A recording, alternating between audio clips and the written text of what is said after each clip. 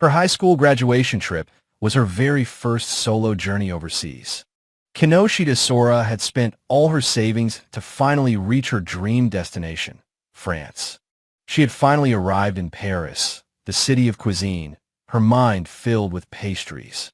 She'd strategically slept on the plane, ensuring her stomach was perfectly empty for the feast. With gusto, she pushed through the arrival doors into a blindingly bright light. She took her first confident step onto what she believed was foreign soil. But the doors swung open to reveal a sight that stopped her in her tracks. Her expression of joy faltered as she noticed strange petals floating in the air. This grand hall was definitely not a French airport. She had no idea where she was. The hall was a chaotic menagerie of fantasy archetypes, a truly unbelievable sight. An anthropomorphic dogman stood beside a stern woman, completely out of place. Her first thought was that this must be some kind of elaborate cosplay convention. As she looked up and saw people on broomsticks zipping through the air, a witch flew past on a broom, confirming this was no ordinary airport. She realized she had to ask anyone, where on earth she was. But she was just a small, modern girl lost in a sea of fantasy creatures. A fox-like woman tried to speak to her in a completely alien language. Her attempts to communicate with her French phrasebook were utterly useless. Desperately, she tried to get anyone's attention, but the crowd simply flowed past her. Defeated, she found a small alcove, isolated from the bustling throng. Slumped over, she felt utterly miserable as everyone rushed past, ignoring her plight. On the very first day of her dream trip, she was hopelessly and completely lost.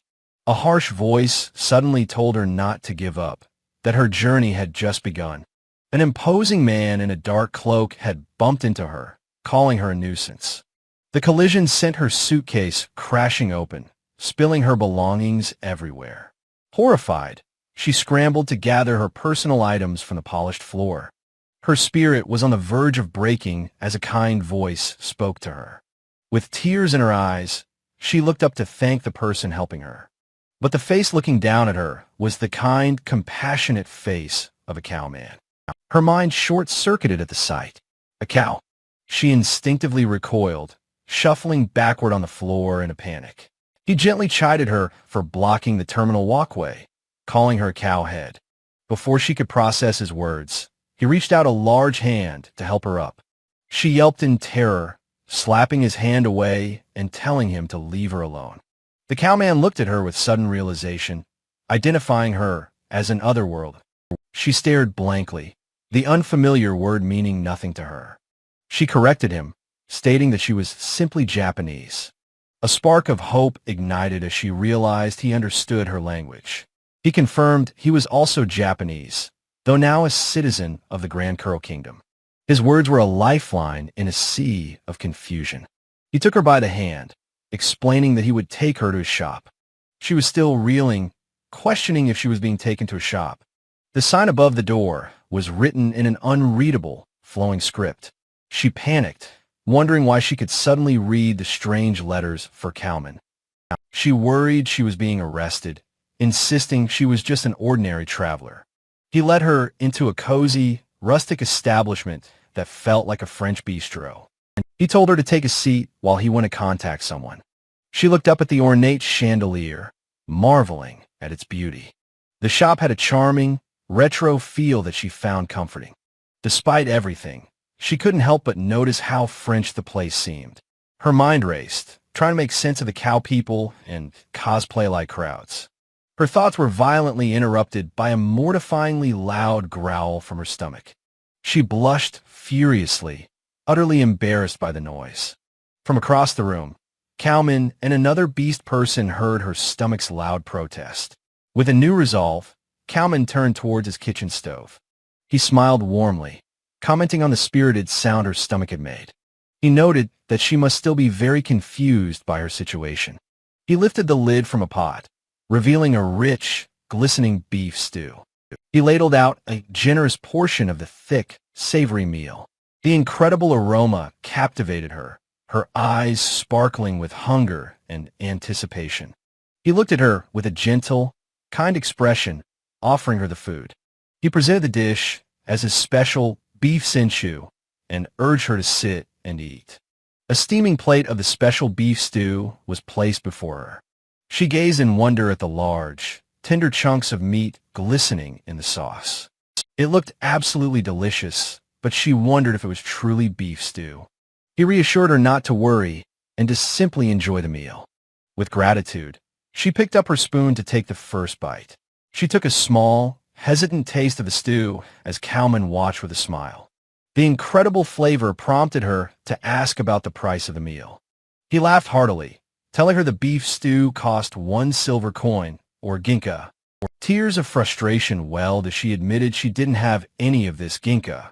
He waved her concerns away, saying his old shop had a proud tradition of helping otherworlders.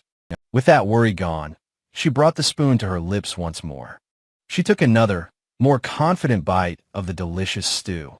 But as she ate, another, more disturbing question began to form in her mind. A horrifying thought crossed her mind, and she had to ask if this was cannibalism. He let out a booming laugh, amused that she had asked such a question. He explained his people were different from the monstrous rampage cattle used for meat. With all her fears finally assuaged, she prepared to truly enjoy her meal. She gently blew on a spoonful of the hot stew.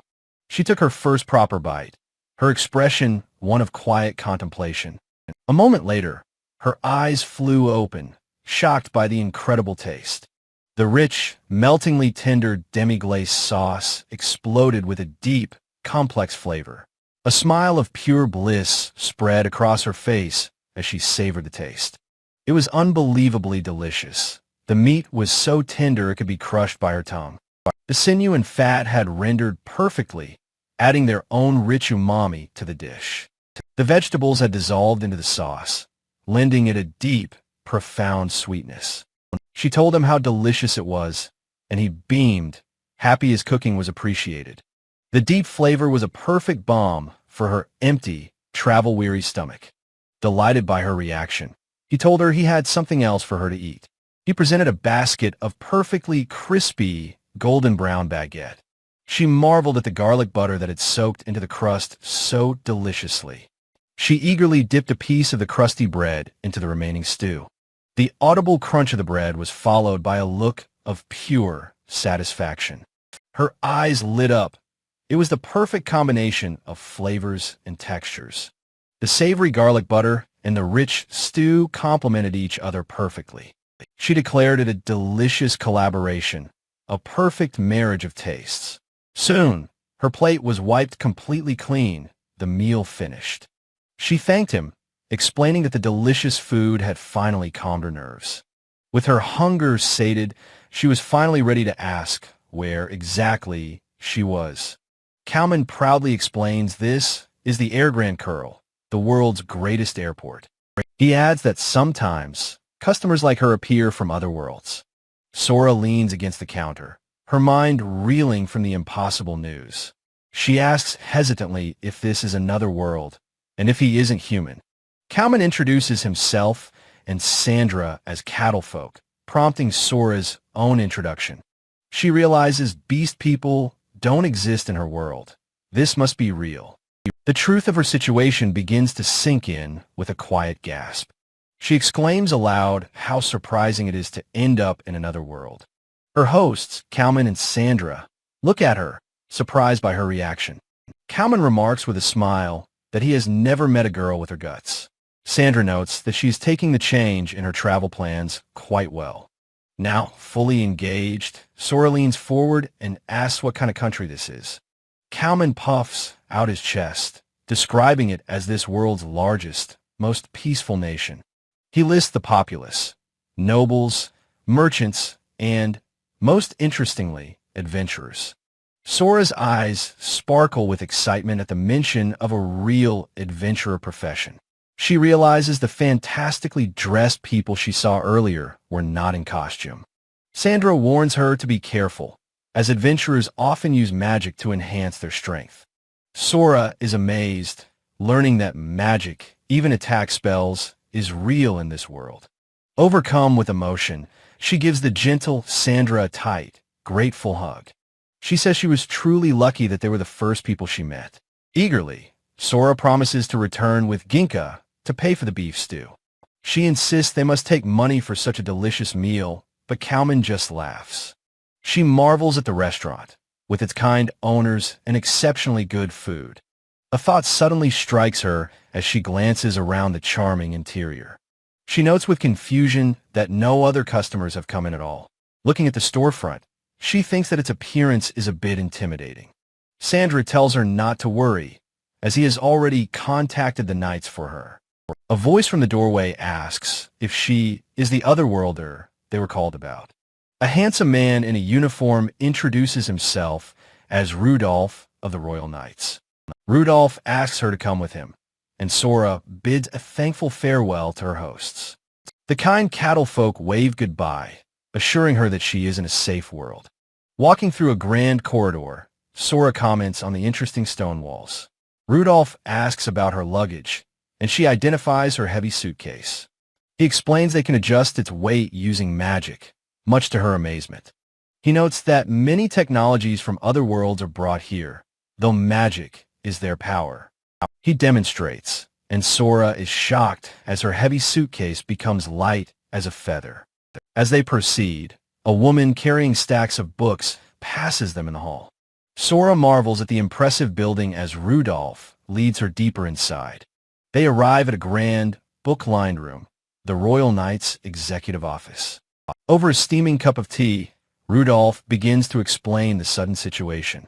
Sora, however, seems to be taking it all in stride with a cheerful look. He formally introduces himself as Rudolph von Monsalvet of the airport guard. In turn, a smiling Sora introduces herself as Kinoshita Sora. Rudolph officially welcomes her to the Royal Grand Curl International Airport. He then asks if she has any memory of how she arrived. Sora explains that she has none. She simply found herself here. She recounts how Sandra and Kalman helped her understand her predicament. Rudolph nods, saying he will now explain the kingdom's official policy for otherworlders. He launches into a rapid-fire, glowing description of the wonderful, safe kingdom. Sora interrupts, asking about the Western nations he mentioned.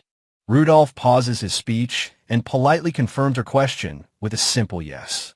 She then asks the most important question: is there any way to return home?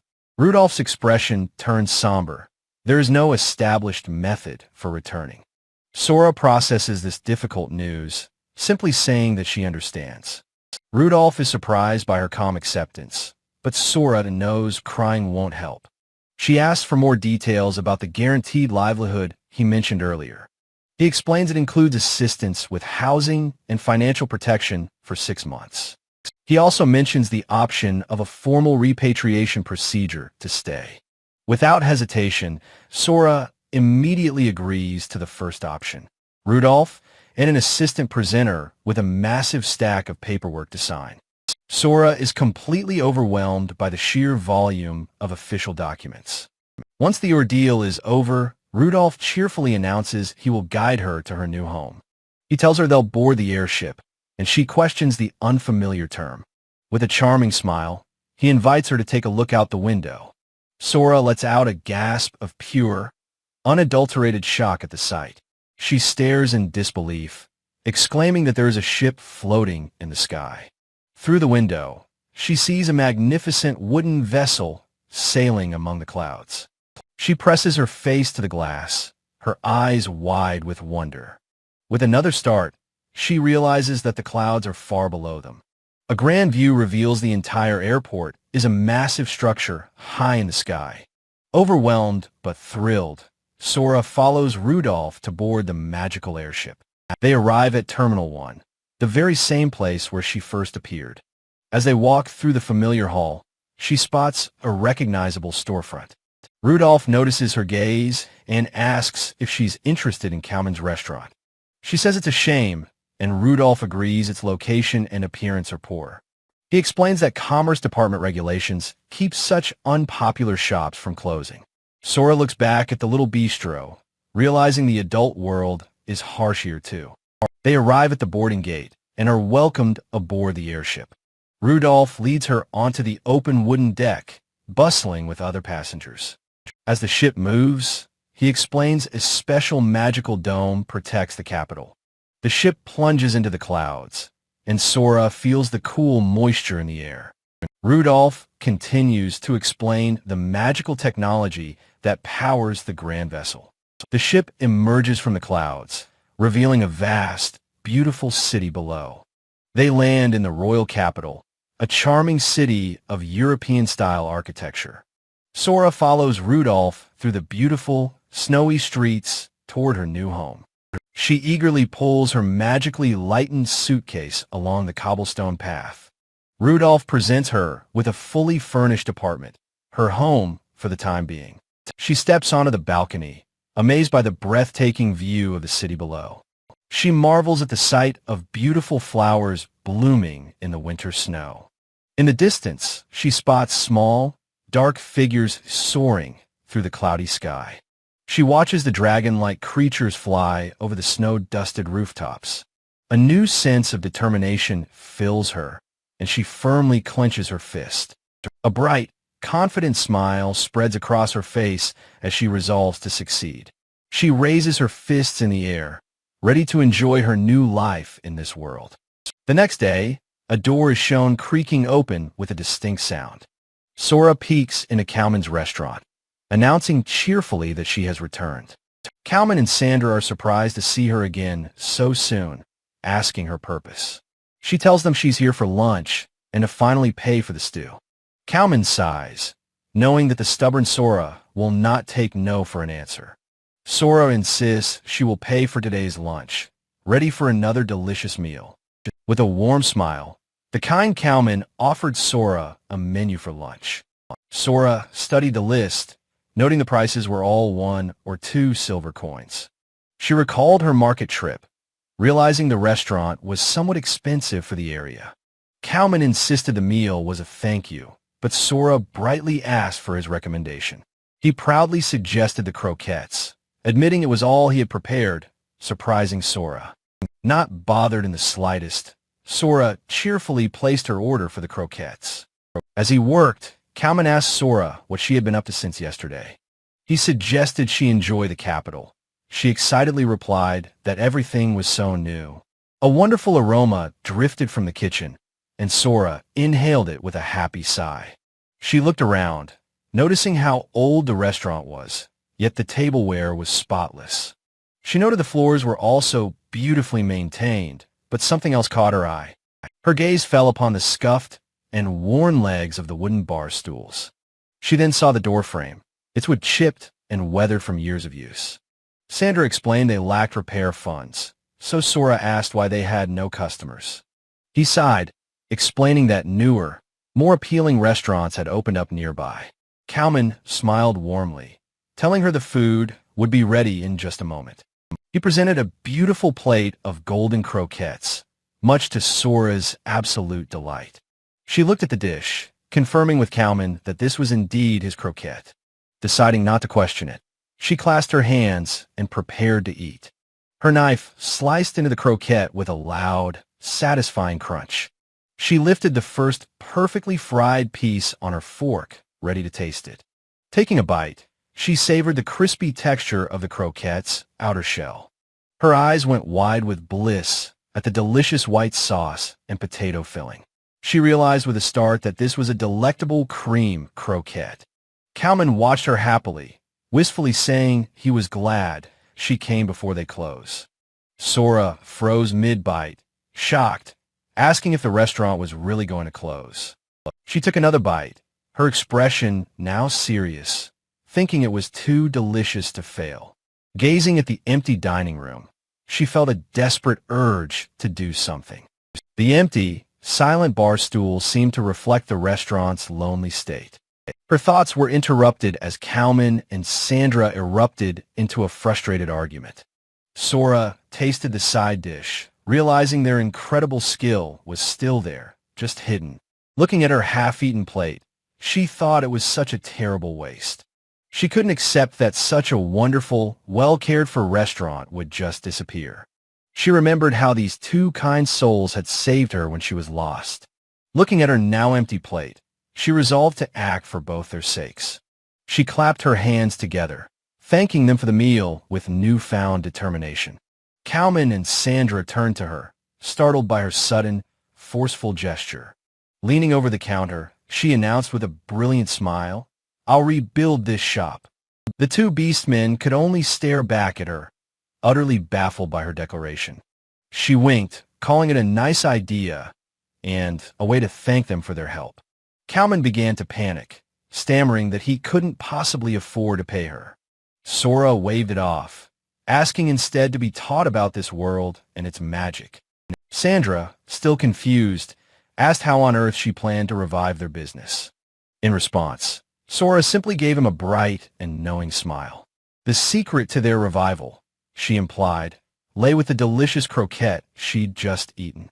Holding up her clean plate, she declared they would earn money with delicious food. Cowman and Sandra looked at each other, still trying to process her bold plan.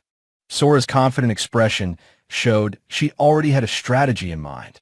She hopped off her stool, announcing her plan began with market research.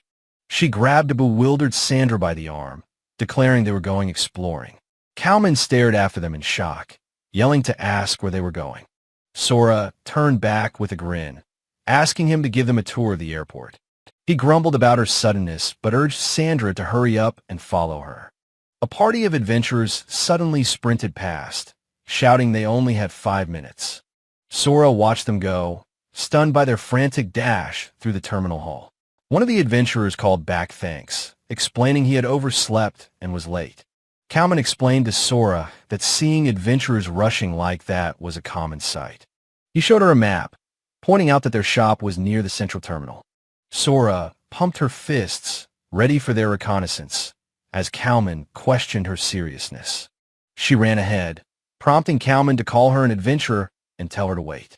She explained they needed to research the competition to find their own path forward. They walked down a grand corridor beneath an arched ceiling of glass and steel. They emerged into the breathtaking central area, a massive rotunda filled with people. Sora marveled at the crowd, while Sandra admitted it had been a long time. The vast hall was a bustling river of travelers from all walks of life. Sandra explained that this was where the glamorous elite of the capital gathered. He pointed out a group in ornate armor, identifying them as high-ranking adventurers. While Cowman felt out of place, Sora was captivated by all the delicious smells. Their tour continued into the noble area, a street of elegant, pristine storefronts. A stern butler with a monocle stood guard outside a particularly luxurious restaurant. He shot Sora a withering glare as she paused to examine the displayed menu. Sora gasped in shock, seeing the lunch course was priced at 5 gold coins. She quickly calculated that a single meal there would cost a third of her stipend. She looked up in awe at the sparkling, immaculate facade of the building. She noted the dinner prices were even higher, feeling the stares of the patrons. Sora asked Cowman if they were being stared at, and he confirmed her suspicions. He pointed out the same type of nobles and decorated adventurers they saw earlier. A diagram highlighted the stark contrast between their simple clothes and the others' finery. Sora felt a bead of sweat, realizing the massive social gap between them. Shaking it off, she cheerfully announced it was time to move on to the next area. They arrived in the adventurer area, which had a much more rustic, lively feel. Sora immediately noticed the clientele was completely different from the other districts. Sandra noted the area was full of armed magic users and had a relaxed atmosphere. He whispered a warning that it was only for adventurers. Others would be laughed out. The airport, he explained, was zoned to separate the classes for better commerce. Sora asked if ordinary people didn't travel, and Sandra confirmed it was very difficult. He struggled for a moment to explain the concept of commoners to her. Airship tickets, he clarified, cost tens of gold coins, an impossible sum for most. Sora finally understood that the airport's main customers were the rich and powerful. She realized this world was vastly different from her own, where travel was common. Cowman was ready to head back, but Sora insisted on watching the crowds longer. A voice from behind them asked about a suspicious pair he'd heard about. Sora turned to see the kind, smiling face of the knight, Rudolph. She greeted him happily, thanking him again for all his help the day before. She paused mid-sentence, her eyes widening as she noticed someone behind him. Rudolph looked confused, turning his head to ask what was there. Another young man, who had followed Rudolph, suddenly grabbed him by the shoulder. The newcomer leaned in extremely close, his sharp, intense gaze fixed on Sora. Sora's mind reeled. This man was just as handsome as Rudolph, if not more so. She took in his pinkish hair and the impressive array of piercings in his ear. A roguish young man with spiky hair observes the scene with a sly, knowing smile. He and Rudolph appear, with the newcomer asking if this is the cute otherworlder, Sora. He introduces himself as Delui, explaining that he and Rudolph are partners in the airport guard. Delui feels lucky to meet her, while Sora thinks he's flashy and asks what he's doing. With a brilliant, beaming smile, Sora proudly announces that she is conducting market research. Delui looks surprised as Sora explains she's helping Cowman's restaurant by observing the crowd. Delui playfully asks if she's really helping, while a confused Cowman looks on. Getting uncomfortably close, Delui asks Sora if she is feeling alright looking at his face. His confident, playful grin is seen up close as he leans down towards her. The two are face to face, his intense, charming gaze meeting her wide, curious eyes. Sora smiles brightly, saying she's fine and innocently asks if his face has some kind of magic. A shocked Rudolph looks on as Delui remarks on how unusual her reaction is. Delui advises her to head back, explaining that the area gets rowdy at night. Sora wonders if the nighttime brings a different clientele and wants to observe longer. He firmly says no, taking her arm and insisting it's time for her to go home now. In a flash of steel, Delui draws his sword, deflecting a projectile aimed at Sora's head. He turns to her with a cool smile, explaining that he acted because it's dangerous here. A terrified Sora, held by Cowman, stammers, asking what that was that just flew past. Rudolph calmly explains that it was just a stray bullet from the Azure dormitory. Delui cheerfully adds that this is why the adventurers area is a rather dangerous place. Sora meekly agrees, realizing that she shouldn't be wandering around this area all alone. Announcing he'll handle the nuisance, Delui heads off as Rudolph tells him not to fool around. Delui calmly steps between a massive werewolf warrior and a woman conjuring flames. Sora asks if he'll be okay alone, but Rudolph assures her that Delui is an elite knight. Sora realizes that while this kingdom is peaceful, its standards are completely different from home. With a swift, fluid motion, Delui effortlessly disarms one of the brawling adventurers. He calmly informs the massive werewolf that his party's airship is leaving in 7 minutes. A group of adoring female adventurers thanks Lord Delui for resolving the conflict so easily. Both Cowman and Sora watch in awe, impressed by his skill and immense popularity. Rudolph reiterates that it's time to go home before more brawlers and smugglers appear. Just as Rudolph turns to leave, Sora says there is something she wants to ask him. Delui throws an arm around his partner, cheerfully volunteering to escort Sora home himself. He ushers Sora along, telling Cowman that this is simply their division of labor. As they walk, Rudolph informs Sora that her transport will be free if she applies for work. Sora is overjoyed by the news, thanking them profusely and promising to apply later. The scene shifts to the early morning, showing a terminal full of rugged adventurers. Sora observes the new crowd, noting how the type of traveler has changed completely. Delui explains that the early and late flights are cheaper, used by low-rank adventurers. He continues, saying that while some shops are open all night, most are closed now. Sora realizes that people who miss a meal have to buy breakfast on the airship. Cowman chimes in, confirming that the food sold on the airships is extremely expensive. He explains that adventurers without much money just make do with their own packed rations. Delui points out that many of these travelers are dashing to reach the first terminal. Sora stands thoughtfully in front of the restaurant as an idea begins to form. A confident smile spreads across her face as she gains complete faith in her new plan. She turns to Delui with a huge, grateful smile, thanking him for all the information. Holding up a finger, she says there's just one last thing she needs to ask him. A simple caption marks the passage of time, indicating it is now the next day. Sora looks up at the restaurant, announcing her plan to open the shop much earlier. She clenches her fist with determination, declaring that they will sell baguette sandwiches. Kalman and Sandra exchange a look of utter confusion, repeating the strange new words. Sora explains that she saw similar sandwiches being sold in the capital's market. She lays out her research, explaining that many people are rushing for morning flights. These travelers are hungry, she continues, because the food on the airships is too expensive. With newfound resolve, she proposes selling affordable baguette sandwiches directly to these adventurers. She holds up her hands, explaining they can wrap them so people can take them to go. This, she reveals, is why she asked Delui if takeout was allowed on the airships. Kalman remains skeptical, voicing his doubts that such a simple thing would actually sell. A close-up shows Sora's combat boot as she stamps it on the floor with conviction. She beams with absolute certainty, promising them that it will definitely sell well. She suggests a croquette sandwich, though she admits she doesn't have a solid basis for it. Kalman remembers the leftover mix, holding up a tray of perfectly formed croquettes. With a sizzle, he lowers one of the croquettes into a pot of hot oil. He lifts the perfectly golden brown croquette from the fryer, glistening and delicious. Sora's eyes sparkle with hunger as she declares that it looks absolutely perfect. She happily explains her vision of combining the croquette with sauce and fresh lettuce.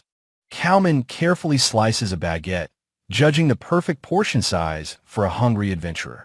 The first prototype is revealed, a beautiful croquette sandwich, sparkling with delicious potential. Sora takes a huge, eager bite, her full attention on the sandwich's flavor. The three of them enjoy the prototype, all agreeing that it is incredibly delicious. Sandra gives a thumbs up to Kalman, telling him that this new creation is a definite winner. However, as Sora continues to eat, the soft filling and sauce begin to spill out. She suggests making a flatter, disc-shaped croquette like the ones from her homeland. Kalman agrees, realizing that a flatter shape will prevent the sauce from spilling. He confidently declares that adjusting the recipe to accommodate this will be easy. Lifting the new, flatter croquette from the oil, Sora exclaims that this is it. She loves the creamy, potato-like texture and suggests they should change the sauce. The team holds a croquette sauce tasting party with several options to choose from. Sora happily tries them all, while Kalman thoughtfully considers making the fruit sauce richer. Kalman excitedly presents another sauce, which Sora declares is incredibly delicious.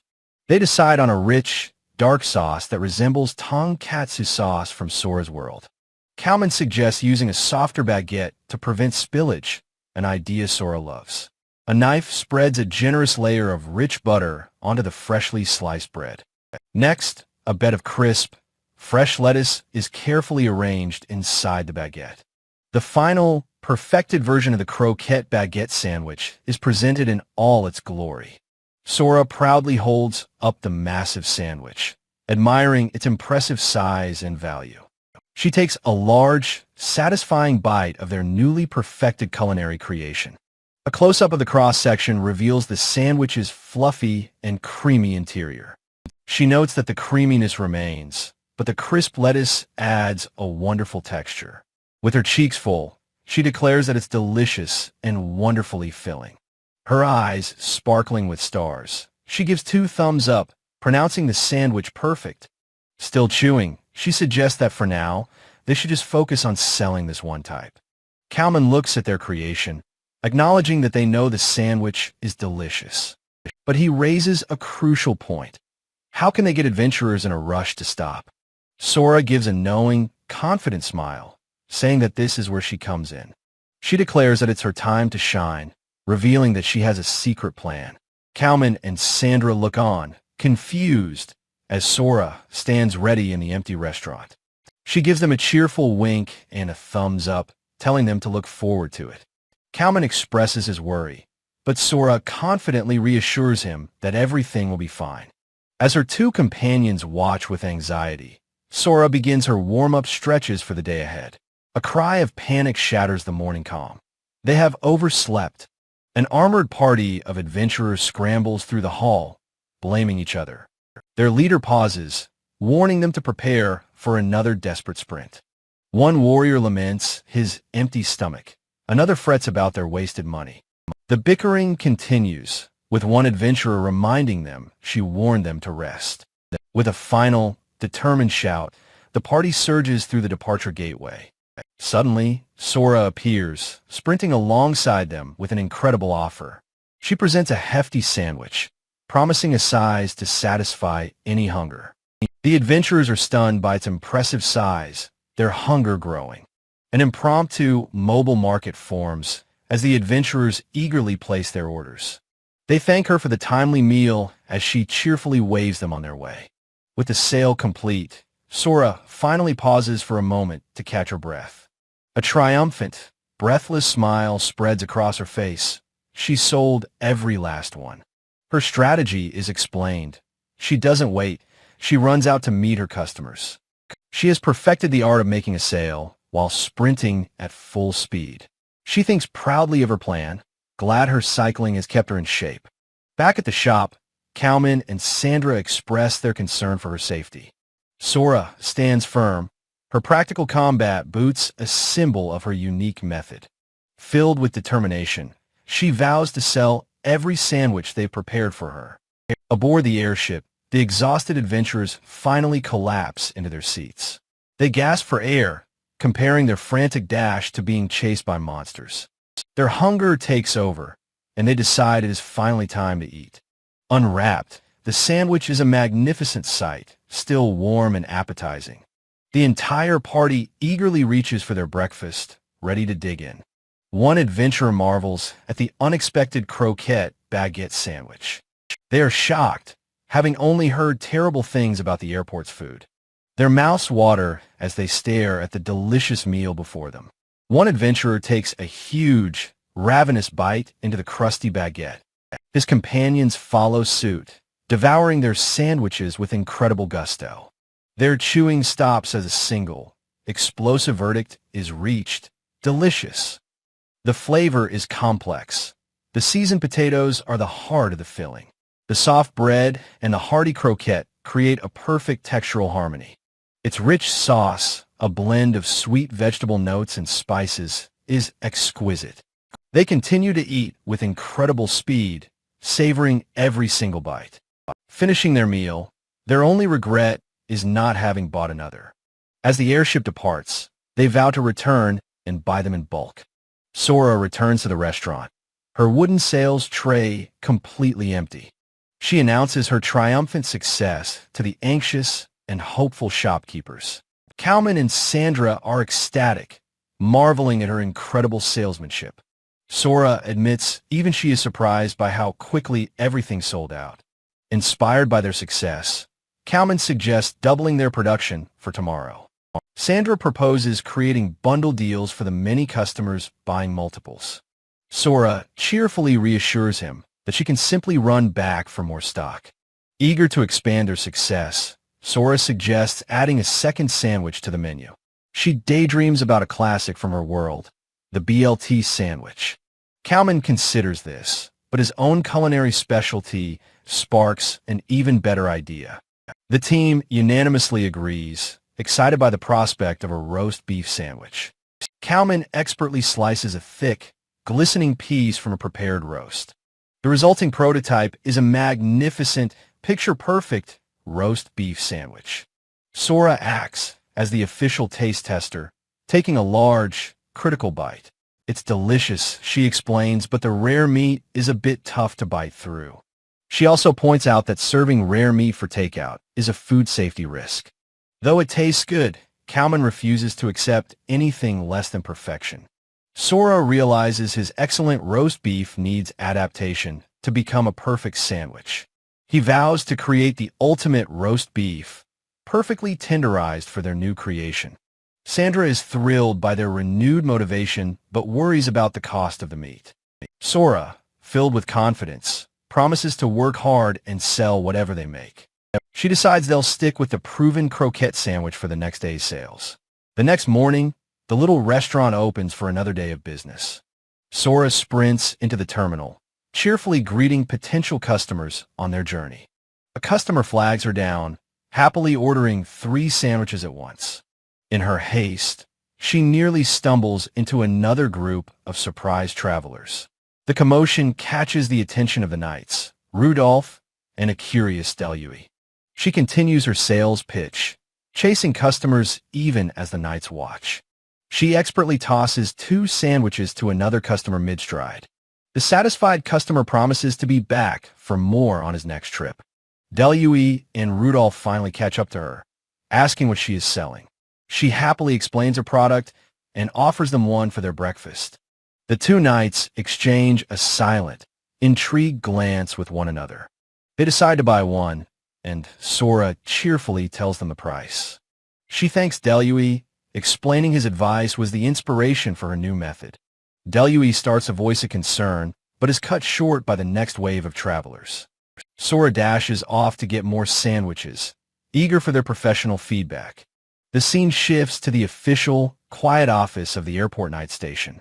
Rudolph voices his concern that the Commerce Department will eventually complain.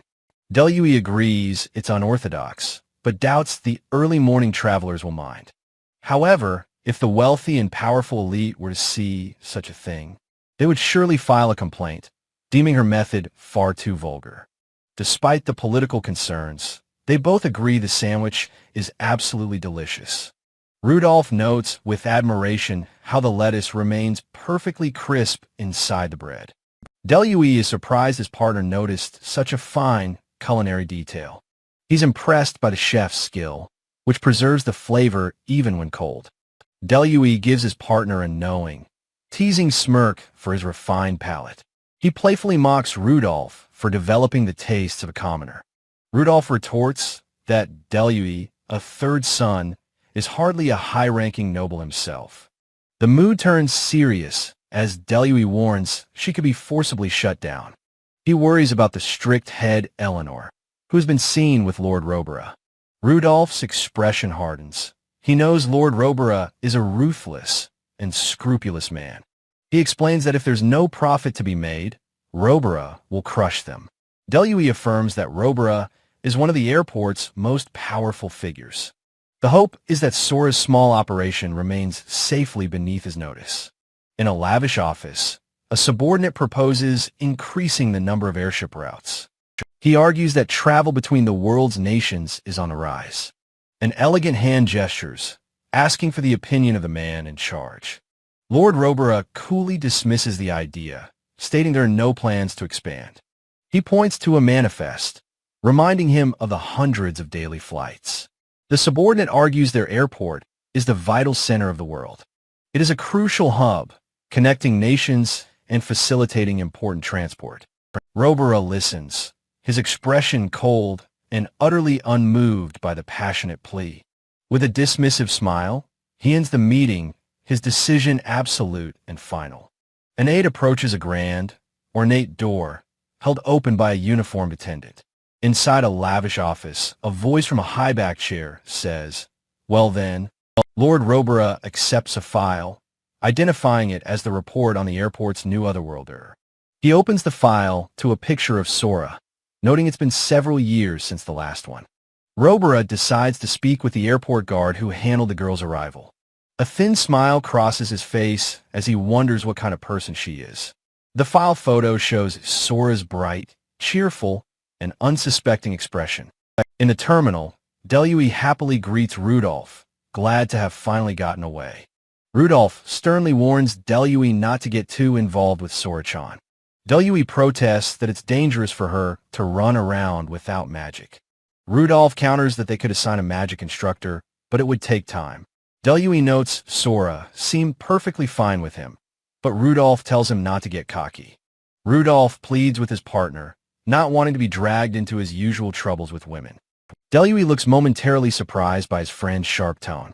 The imposing Lord Robera appears, offering a smooth good morning to the two knights. Startled, Rudolph and Delui snap to attention, formally greeting His Excellency. Robera inquires if he can help them, but says he's actually heard some interesting stories. He asks Rudolph to describe the young otherworlder who recently arrived. Rudolph explains, flustered, that she is currently selling things in the terminal. He describes her as a straightforward girl who barrels ahead once her mind is made up. Robera seems pleased, remarking that an otherworlder's ideas are an asset to the kingdom. He then turns his attention to Delui, telling him to use his first name from now on. Robera's smile tightens as he mentions Delui's socialite mother lament her son's idleness. Delui forces a laugh, calling it an interesting way to put things. With a dismissive wave, Robera apologizes for interrupting their work and departs.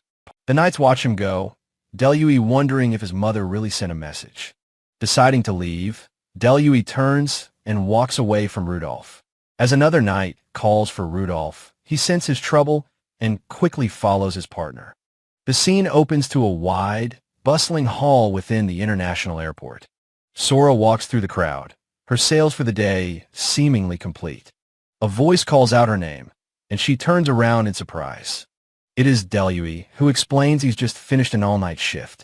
He asks how her sales went, and she proudly reports selling out in 2 hours. Delui looks at her, impressed by her sheer stamina. He reminds her he'd warned her about the dangerous adventurers, but she just laughs it off. Sora continues to laugh sheepishly at his gentle chiding. Delui's playful expression suddenly shifts to one of seriousness. He grins, telling Sora to come with him for a little while. They arrive at a vast, open plain outside the capital's towering stone walls. Sora gasps in wonder, exclaiming that it's her first time outside the city. Delui explains he pulled some strings to get them the necessary travel permits. Standing before a stone fortress, Sora asks what they're doing out here. Delui beams, announcing his plan to teach her magic. "I can use it?" she asks, shocked. He assures her it's possible, as she has some magical energy, or masso, built up. A simple diagram explains that masso is an innate energy used to fuel magic. "Watch," Delui says, planting his feet firmly on the ground. He explains that he is gathering the masso within his body, his expression focused. He tells a wide-eyed Sora that it's best for beginners to chant the spell aloud. He stomps his foot, shouting the incantation, "Wind." A powerful, invisible force erupts from him in a dynamic display of power. Sora is amazed, exclaiming that the spell was too fast for her to even see. Delui grins, explaining it's an acceleration spell that would be very useful for her. He encourages her to try, and she scrunches her face in deep concentration. As she whispers the word wind, a magical backfire sends her flying with a yelp. Delui helps her up, gently advising her to use a bit less power next time. Brushing herself off, a determined Sora stands, ready for another attempt. She is immediately sent tumbling head over heels by another explosive magical failure. The sounds of her fall echo across the quiet plain. Delui suggests they stop for the day before she completely exhausts herself. Looking drained but resolute, Sora asks to try just a little more. He reassures her she did well for a first attempt and they can practice again. She finally collapses, admitting defeat and noting how weak she feels. Delui smiles, pointing out she's gotten dirty and magically creates a wet cloth. "I can do it myself," Sora protests, flustered by his gesture. He insists, saying it's important to clean any scrapes to prevent infection. He gently wipes her cheek, and she thinks he's acting like an older brother. Delui looks at her with a soft, knowing smile. Leaning in, he suggests they go shopping for clothes and grab a bite to eat. Sora beams, but politely declines, thanking him for the lesson and heading back. Delui watches her go, sighing that it's a shame. Walking back to the city, he asks about the sandwich, and she confirms it was delicious. Approaching the capital's gate, Sora pumps her fist, declaring she'll do her best tomorrow. Back at the restaurant, Sora returns with her now empty sales box. She triumphantly announces to Kalman that they've sold out once again.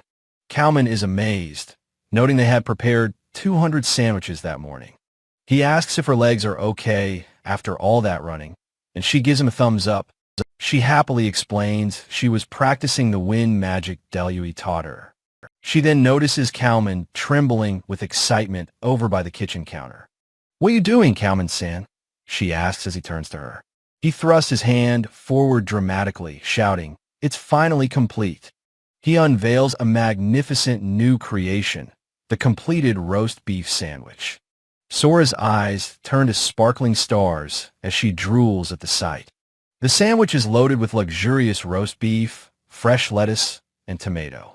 "Time to eat," she declares, lifting the hefty meal with both hands. She takes a huge, satisfying bite as Kalman watches with a proud smile. She is stunned by the flavor. The thick meat is unbelievably tender. She savors the taste, noting the complete absence of any gamey or dry texture. Kalman proudly reveals his secret ingredient is meat from the common rampage cow. A drawing shows the fearsome beast, known for its tough, cheap meat. Sora is amazed he could use such an ingredient, as Kalman confirms its low price. She marvels that even when cold, the meat remains tender and flavorful. Her eyes sparkle as she praises the perfect sauce that accompanies the beef. The sauce is a complex reduction of vegetables, red wine, and spices. Lost in culinary bliss, she declares the balance of flavors to be perfect. "It's genius, Uncle!" she exclaims, and he puffs his chest out with pride.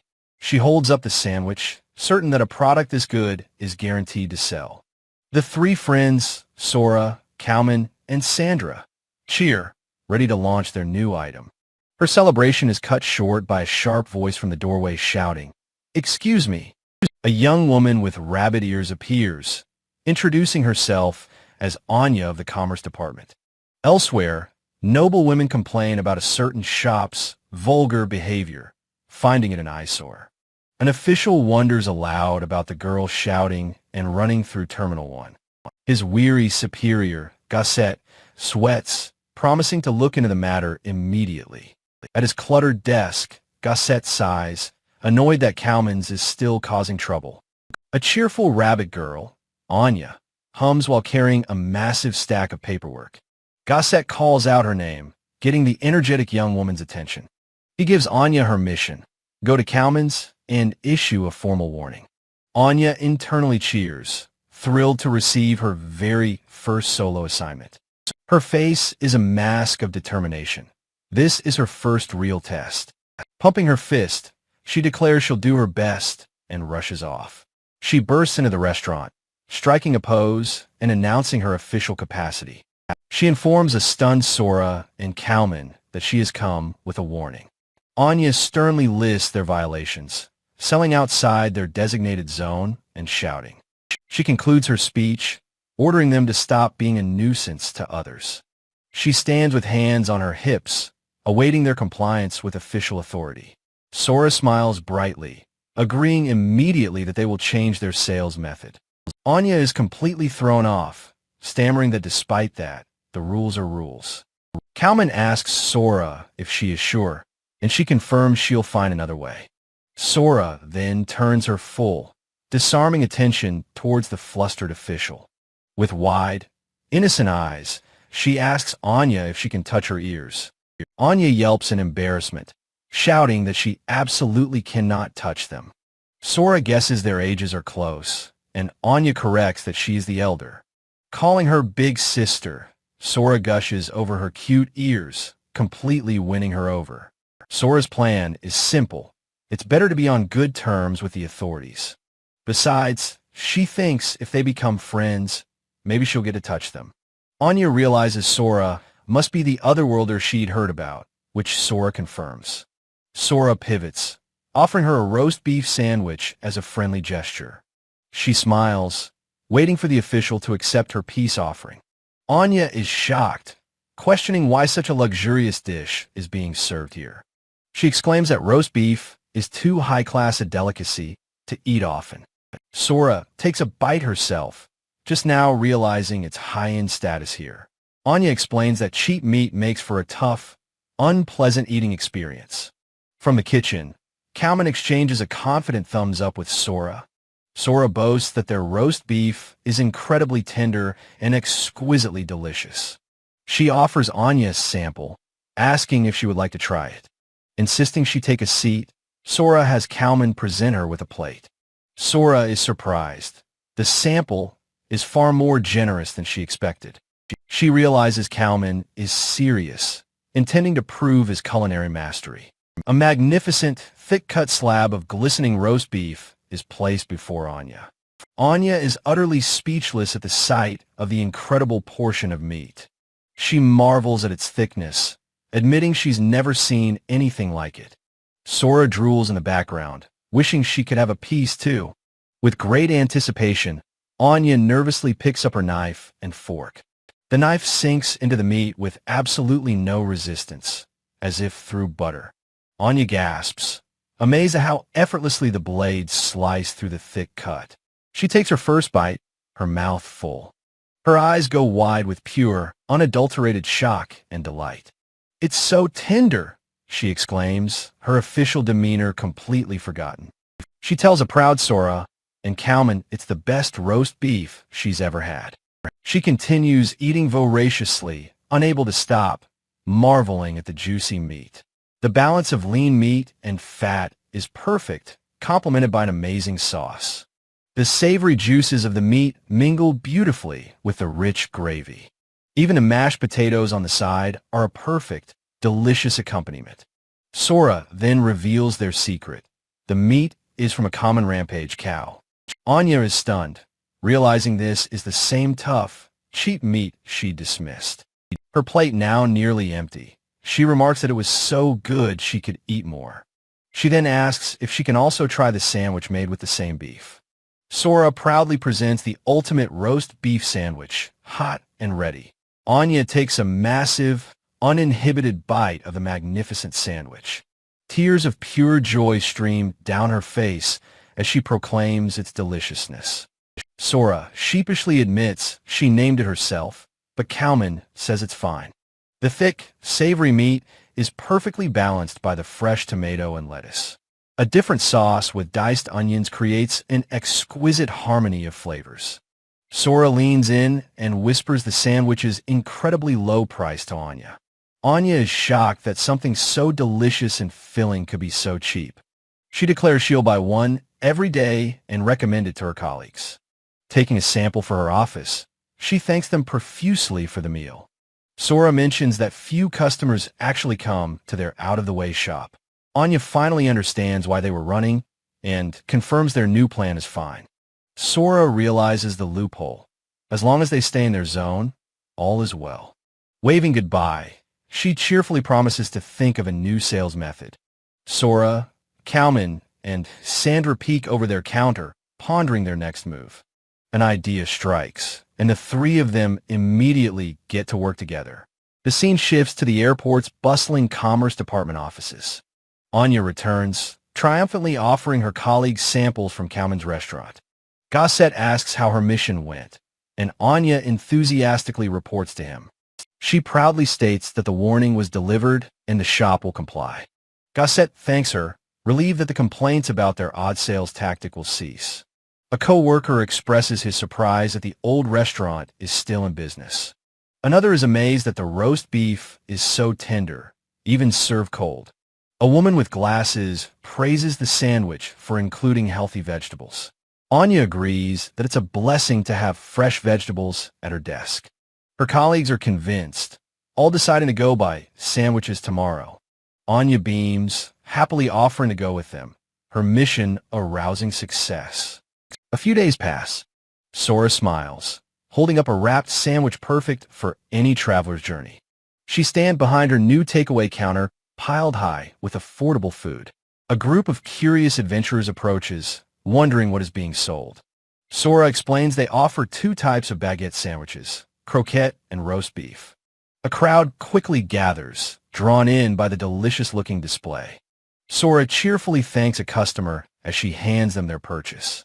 A patron comments that having samples on display makes choosing easy. Sora reflects that this new method is just as profitable as running around.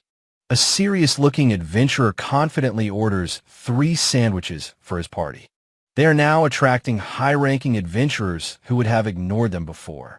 Sora's attention is suddenly caught by something further down the hall. 2 noble women whisper behind their fans, calling the humble shop vulgar. They turn their backs and walk away, covering their mouths in disdain. Sora realizes with a frown that the wealthy patrons won't even approach. She knows their food can win anyone over, but they need renovation funds. "Welcome," she calls out, her resolve hardened to save up for the future. With a bright smile, Sora takes an order for 1 roast beef sandwich. Anya beams, thanking Sora for her 6th consecutive daily purchase. Her colleagues chime in, one wanting the croquette, another the same as Anya. Sora gratefully tells Anya she's a great promoter, bringing in all her friends. A friendly voice off-screen asks how things are going, praising the delicious sandwiches. The night Delui appears, his eyes lighting up at the sight of a new menu item. Across the terminal, a group of noble women gasps, recognizing the famous Delui-sama. Sora greets Delui cheerfully, asking if he's on duty and where Rudolph is. He grins, explaining he's on break, and points to his partner in the background. The camera lingers on the magnificent new roast beef sandwich, glistening invitingly. Sora proudly tells him it's a huge hit with the Commerce Department staff. Delui decides to order 2 sandwiches, one for himself and one for Rudolph. He holds out his payment for the food, but Sora pushes the sandwiches toward him, saying they are a gift. He tries to insist on paying, but she refuses, saying it's on the house.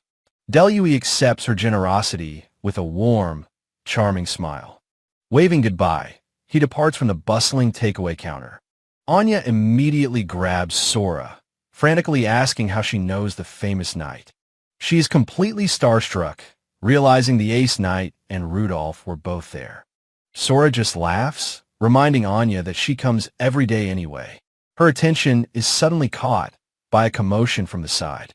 A group of noble women clamors, demanding to know which sandwich Delui bought. Sora realizes with a sweat drop that they want to eat the same thing as their idol. She briefly wonders if Delui's visit was a clever way to help boost sales. The women begin to argue amongst themselves, pushing to be served first. Sora takes charge, declaring she'll serve them one by one, nobles or not. In the kitchen, Cowman and Sandra rush to prepare more sandwiches for the crowd. The restaurant interior is now quiet and peaceful after the chaotic rush. The counter stands completely empty, every single sandwich having been sold. Anya marvels that they sold out in just 30 minutes, calling Sora amazing. Sora, however, is already thinking strategically about their next new product. Her bosses praise her, noting she's become their official head of planning. Cowman suggests they visit the Central District for new menu ideas. He tells them about a famous place called the Queen's Restaurant, where his son works. The name of the restaurant sends a shockwave through Anya. She exclaims in disbelief, recognizing it as a super popular, famous establishment. Cowman offers to call his son to get them a coveted lunch reservation. Anya is ecstatic at the chance to visit such a renowned restaurant, but her excitement fades as she gives Sora's outfit a critical once-over. She points at Sora, declaring they must do something about her clothes. Anya insists she can't possibly visit a fancy restaurant in her usual hoodie. With an awkward smile, Sora admits she wouldn't even know where to shop. Later, Sora reflects that she's been too busy working to explore the city. She tells Anya that while she loves fashion, she's always too tired on her days off. Anya proudly volunteers to be her shopping guide, citing her own fashion sense. They happily agree to go to the Central District on their next day off. Both girls are giddy with anticipation for their trip to the popular restaurant. Sora says she's counting on Anya, who confidently tells her to leave it all to her. Anya waves a cheery goodbye, promising to see Sora on their day off. Before their trip, Sora enjoys a hearty staff meal of cheesy onion soup. She takes a bite, pulling up a long, satisfying string of melted cheese. A spoonful reveals the rich, delicious soup, thick with caramelized onions. With a contented sigh, Sora savors the wonderfully comforting meal. Feeling re-energized, she resolves to work hard for the rest of the afternoon. The scene transitions to the ornate, serious interior of an administrative office. A finger taps a document as a subordinate named Norman is addressed. The stern head Eleanor asks him to re-examine yesterday's strange sales figures. Her staff apologizes, noting one shop sales have been declining for 6 months.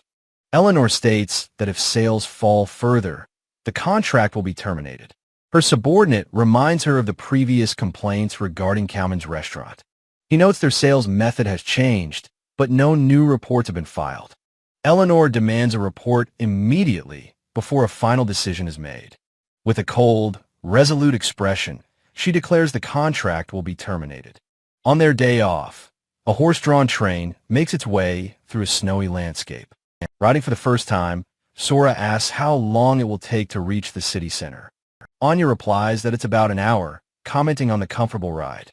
The driver explains that magic is used to lighten the horse's burden.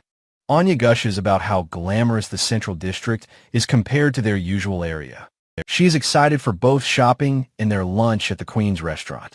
Sora is equally thrilled, eager to see what kind of food Cowman's son makes. An off-screen voice gently teases Sora for only ever thinking about food. They arrive in the bustling Central District, a beautiful area filled with people.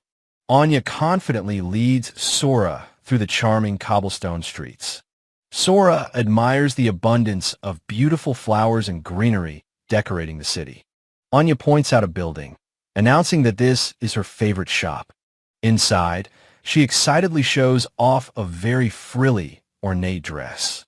Sora shyly admits that such a fancy style isn't really for her. Understanding, Anya leads her to another shop with more casual clothing. A smiling, fox-like shopkeeper agrees to help them find a simple, practical outfit. The shopkeeper and Anya eagerly hand Sora a new outfit to try on. Sora emerges in a lovely peasant-style blouse, looking beautiful and confident. She worries if the outfit is too revealing, but Anya reassures her it's fine. Anya encourages her to buy more clothes, since she has so few. The shopkeeper thanks them warmly as they leave with their purchases.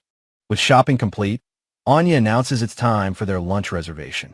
A line of stylish patrons waits outside the ivy-covered Queen's restaurant.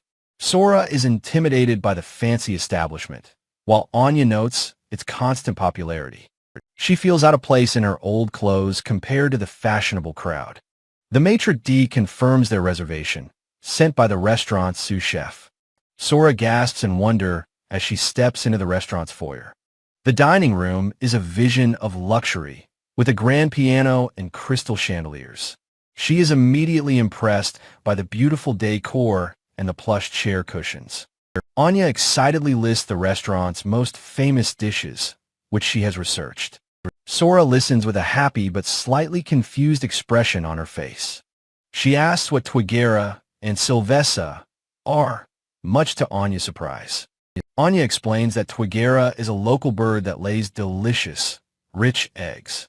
Silvesa, she continues, is a trendy fruit with a beautiful pink and white pattern. Sora realizes she never paid much attention to specific ingredients in her old world. She understands with a jolt how little she knows about this new world's culture. With new resolve, she pleads for Anya to teach her everything she needs to know. Heavy, determined footsteps echo through the luxurious restaurant. A chef appears, recognizing Sora as the one his parents mentioned. Sora looks up, trying to place the familiar yet imposing figure. He introduces himself as Bashir, the restaurant's sous chef. He presents their first course, a baked potato dish and a twigera omelet. The twigera omelet is a magnificent, impossibly fluffy golden dome. Both Anya and Sora gasp in awe at its incredible puffy appearance. A spoon sinks into the airy creation with a delicate crispness. The first bite is a revelation, its texture unlike anything she expected. Both girls chew in stunned silence, their minds reeling from the taste. Bashir is impressed, realizing Sora has identified it as a souffle. He explains the secret to its fluffy texture is the whipped egg whites. The Twigera eggs, he notes, have a uniquely delicate and rich flavor. He asks the rabbit girl her opinion, and she declares it's the best. She savors the novel texture that simply melts in her mouth. Anya declares she could eat it forever, and Sora happily agrees. With a wave, Bashir tells them to enjoy their meal and departs. The oven-baked potato dish, their other course, looks equally delicious. A fork lifts a piece, covered in a savory, creamy topping. Anya's eyes light up at the sight of the gooey, melted cheese. Sora takes a hot bite, strings of cheese stretching deliciously. The potato and cream combine for a melt-in-your-mouth texture. She reflects on the interesting texture and incredibly rich taste. But even as she eats, her professional mind begins to analyze. She feels the visual presentation of the dishes is too simple. She closes her eyes, imagining how she would improve upon them. She pictures adding a mushroom cream sauce or sprinkle of paprika. For the potatoes, she imagines adding savory bits of bacon. A rich meat sauce would also create a beautiful red and white contrast. Perhaps she could even add a little parsley for a final touch. Anya snaps, sternly forbidding her from thinking about work today. She changes the subject, noting how lucky Sora is to know the knights. Sora dismisses it, saying they just treat her like a little sister. Anya gushes that Rudolph is capable and Delui is cool when he's serious. She thinks the contrast between his playful and serious sides is wonderful. Sora just sees them as celebrity pandas, always surrounded by admirers. Their conversation is interrupted by the quiet arrival of their waiter. He presents their final course, a beautiful, glistening Sylvester tart. Sora marvels at the beautiful, intricate patterns on the fruit itself. She finds it amazing that a food can be so naturally cute. Anya explains new preservation methods allow for its transport by airship. Sora looks up, a question forming in her mind about the airport.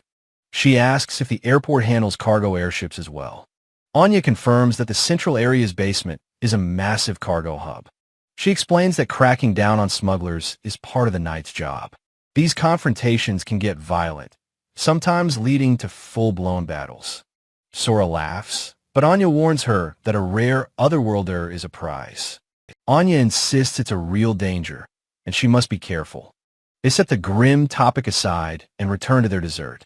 A fork slices cleanly through the layers of cream and fruit. Both girls sigh in bliss over the fresh, juicy flavor. The tart fruit and sweet cream are a perfect, exquisite match.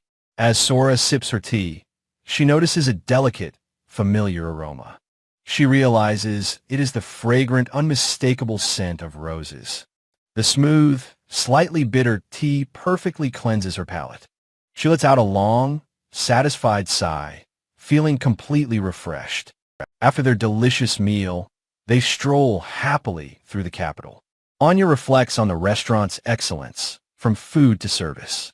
So this is the #1 restaurant in the entire capital. Sora agrees, feeling that the experience was incredibly educational.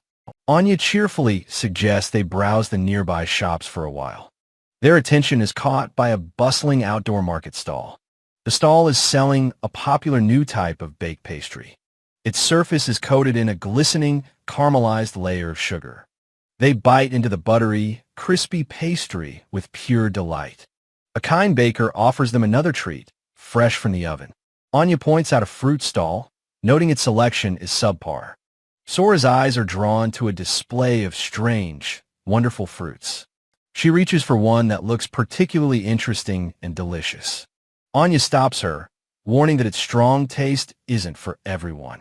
They continue their pleasant stroll through the vibrant marketplace. Sora notices a shop selling takeaway meals like a bento shop. A customer hands over his own container to be filled by the vendor. Sora realizes this world doesn't have disposable plastic containers. This makes selling takeaway bento to adventurers on airships difficult. Anya grabs her, annoyed that she's thinking about work again. She lectures that a young woman shouldn't only think about work. Sora asks if Anya has a boyfriend, but she cheerfully says no. The horse train clatters along, carrying them back towards the airport. Back at their stop, Sora thanks Anya for a fun and educational day. Anya smiles, saying she had a great time as well. She promises to visit the restaurant again tomorrow without fail.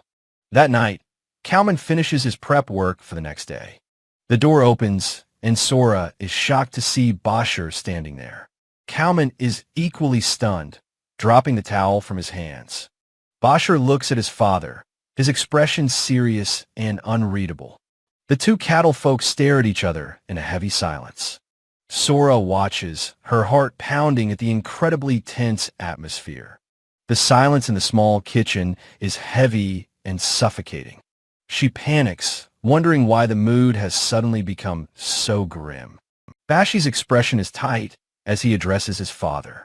The air crackles with unspoken history between the two chefs. Suddenly, their hands clasp together in a firm, powerful handshake. They both break into huge grins, happy to see each other. Sora is left completely speechless by the abrupt mood swing. She sighs with relief, thinking how confusing the reunion was. Kalman cheerfully scolds his son for not letting him know he was coming. Bashir explains he had free time and decided to throw Sora a party. Sora's eyes light up, sparkling with pure, delighted surprise. Father and his son laugh together, overjoyed by the unexpected reunion. Sora reminisces about the delicious omelet she ate at the Queen's restaurant. Bashir announces he's borrowing their kitchen to prepare a proper welcome meal. He unpacks a bag and a wooden box filled with fresh, beautiful ingredients. His knife flies across the cutting board with incredible speed and precision. He moves with practiced efficiency, commanding the stovetop like a seasoned professional. A large cut of meat is expertly seasoned under his watchful eye. Sora is completely mesmerized by his fluid, rhythmic, and effortless cooking style. While working, Bashir casually asks Sora how the restaurant has been doing lately. Perched at the counter, Sora explains that they are selling baguette sandwiches. She proudly reports that adventurers and airport staff buy them every single day. Bashir concedes that repeat customers are good, but asks if she's truly satisfied. With shining eyes, Sora declares her dream to attract both the wealthy and adventurers. Bashir begins preparing another dish, his hand moving over a steaming pot. He finishes a component for one dish, satisfied with his progress. He pulls out a bottle, asking if she drinks, as he brought champagne. Sora looks confused, having never heard the term aperitif before. He explains it's a pre-dinner drink named by an otherworlder from long ago. She mentions she's only 18, but he clarifies the drinking age is 16 here. She agrees to have a little, and he invites his parents to join them. The bubbly, golden liquid is poured into a tall, elegant wine glass. The four of them raise their glasses in a cheerful toast, welcoming Sora. Sora takes her first sip and is delighted by how delicious and smooth it is. He proudly says he chose an easy-to-drink one. Sora thinks he's very considerate. Bashir boasts that he's actually quite famous, which Sora laughs off as a joke. A small note reveals that she would later learn the truth of his words. Bashir, flanked by Sora and his father, presents the first course with a flourish. He introduces it as an amuse-bouche, a cheese and Belmonte fruit sandwich. The fruit's tartness, he explains, is a perfect match for the rich cheese. Though unsure what amuse-bouche means, Sora eagerly prepares to dig in. The flavor is a revelation, the rich cheese balanced by the refreshing fruit. Bashir tells her to try the appetizer next, gesturing toward the next plate. He presents a beautiful dish of winter vegetable-ative. He explains the French cooking method using only the vegetable's own moisture. Sora is amazed by the turnip's crisp texture and natural sweetness. The glistening vegetable sweetness is perfectly enhanced by a hint of salt. Next, he serves a bowl of creamy, elegant mushroom potage. The rich, velvety soup drips tantalizingly from a clean white spoon. She is lost in the deep flavor, unable to believe it's only mushrooms. Bashir then announces the main course, the poisson, or fish dish. Sora's eyes sparkle at the delicious-looking plate, though the name confuses her. She politely asks her new acquaintance to explain what poisson is. He clarifies it is the fish course, and today's is cod meunier. The side dish is a garniture, another new and confusing term for Sora. Bashi's friendly tone vanishes as he says he's noticed something odd about her. He points accusingly, demanding to know if she's completely ignorant of course meals. He slams his hands on the table, shouting that her ignorance is unacceptable. He furiously asks how she expects to attract wealthy clientele with that attitude. He lectures her, saying one must first understand the enemy's territory to win. Sora gasps, the full weight of his criticism hitting her like a physical blow. A lightning bolt of realization strikes as she understands her critical weakness. Picturing an elegant noblewoman, she realizes she knows nothing of their world. She slumps over the table in defeat, admitting he is absolutely right. She cries out that she doesn't understand anything, and Bashir agrees with her. With a surge of new energy, she slams her fist on the table. She looks up at him, begging him to teach her what the wealthy like to eat. A pleased smile spreads across Bashi's face. This is the response he wanted. He declares that their first lesson will be mastering proper table manners. He instructs her to sit up straight and eat elegantly without making a sound. She struggles to cut the delicate fish with a proper, refined technique. As she takes a bite, he immediately chides her for opening her mouth too wide. She loves the flavor, but he tells her not to praise the food while chewing. With the fish course done, he announces the main meat course, the viande. He presents a magnificent plate of roasted venison with a rich juniper sauce. Sora is about to drool with delight, but Bashir sharply tells her to control herself. The rich, dark sauce, he explains, is made with berries and meat juices. She tries the side dishes, a seasonal vegetable espuma and mushroom confit. The flavor is so exquisite, it leaves her blushing and utterly speechless. The lean venison is packed with flavor and pairs perfectly with the sauce. After the main course comes the cheese plate, followed by the dessert. He immediately corrects her posture again, telling her she is slouching. As she eats a piece of cheese, he reminds her not to open her mouth so wide. While she reaches for dessert, he commands her to be more elegant with her cutlery. The final course is a stunning dessert of Sylvessa fruit and fromage blanc. She finishes the meal, and he notes her relaxed face is a good sign. But his training isn't over, as he snaps at her for using the wrong spoon. She takes her final, perfect bite, her intense lesson almost complete. She sits perfectly still, her plate immaculate, having passed his grueling trial. Bashir applauds her softly, telling her that she did a wonderful job. Seeing her unyielding spirit, he declares that he has made his decision. He promises to come to the restaurant and teach her everything he knows. He extends his hand, offering to help her plan the restaurant's renovation. Overjoyed, Sora leaps from her chair and grabs his hand, crying out his name. Her passion has reached him. He says they will scout popular restaurants together. Her eyes shining with gratitude, Sora wholeheartedly accepts him as her master. They raise their clasped hands in a triumphant cheer, ready to work together. The next day, Kalman observes his son with a thoughtful expression. He asks Bashir if this means he is finally ready to take over the shop. Kalman says he's getting old and will let Bashir run the shop his way. Sora is shocked, asking if he's retiring, but he says it's not his shop anymore. Bashir murmurs that he still has much to learn at his current job. He agrees to help, saying he will speak to his own head chef. Sora asks if he's sure, and he replies that he grew up watching his father. Standing proudly in the familiar kitchen, he declares that working here is his dream.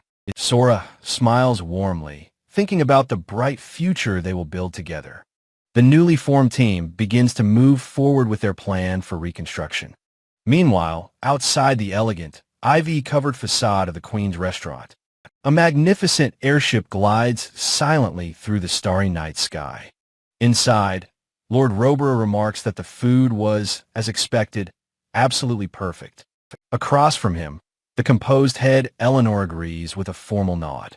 She recalls the impeccable service, noting the staff's unflinching professionalism.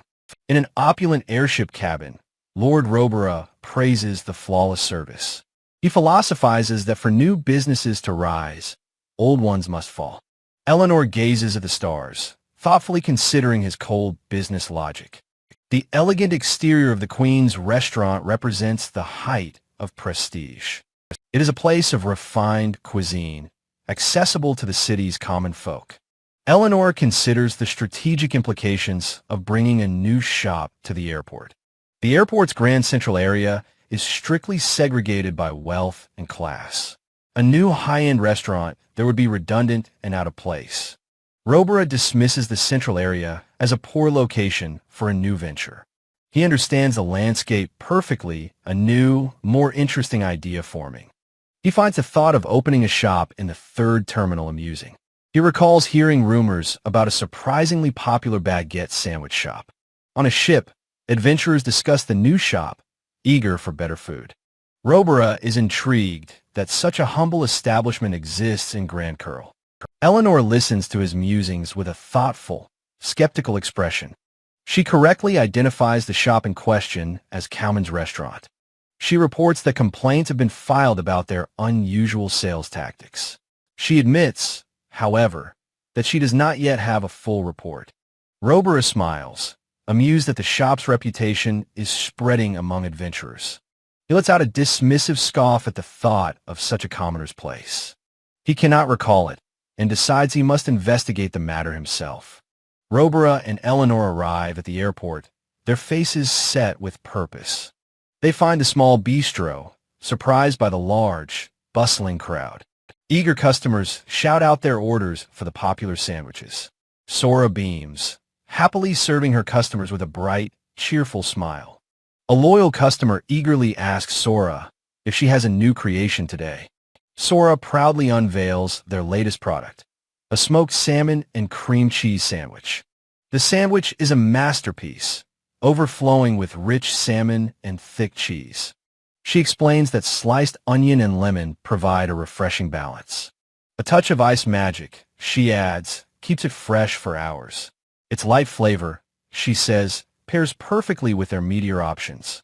The crowd erupts in excitement, everyone clamoring to try the new sandwich. Robera remarks to Eleanor that the young woman is a skilled salesperson. Anya happily clutches her sandwich, oblivious to the powerful figures nearby. Her eyes suddenly widen in dawning, sweat-beading horror. She recognizes Lord Robera and her own department head, Eleanor. She snaps to attention, her voice a jumble of panicked, formal greetings. Eleanor acknowledges her subordinate with a cool, detached expression. When asked if she comes often, Anya nervously stammers that she does. Eleanor simply says, "I see," her unreadable gaze fixed on the girl. Anya declares that she must return to work and quickly scurries away. Robera watches Sora at the counter, a calculating smile on his lips. Sora turns to them, offering a bright and cheerful welcome. Robera understands immediately that this must be the rumored otherworlder. He smoothly steps forward and orders one of every sandwich they sell. Eleanor specifies that she would like the new salmon and cream cheese. Sora accepts a handful of coins from them in payment. She gives a deep, respectful bow, inviting them to come again. Robera holds the sandwiches, announcing it is time for a tasting session. He chuckles, telling Eleanor they will get to business after they eat. Back in a lavish Commerce Department office, they are served tea. Robera eagerly begins to unwrap one of the sandwiches. He examines the salmon sandwich with a murmur of genuine interest. Eleanor holds her own, noting that it is beautifully presented. Robera takes a large, decisive bite, ready to pass judgment. He is impressed, recognizing the rich taste of smoked salmon royale. He notes the thick cream cheese is perfectly balanced by the onion and lemon.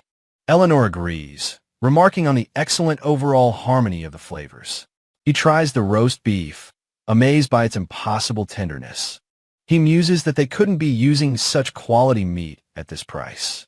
Eleanor dryly notes that he has already devoured the entire salmon sandwich. He moves on to the next one, unwrapping the croquette sandwich. He observes its unique, flattened shape designed for eating on the go. He takes a hearty bite, the sound echoing in the quiet office. He is impressed that both the flavor and texture are perfectly preserved.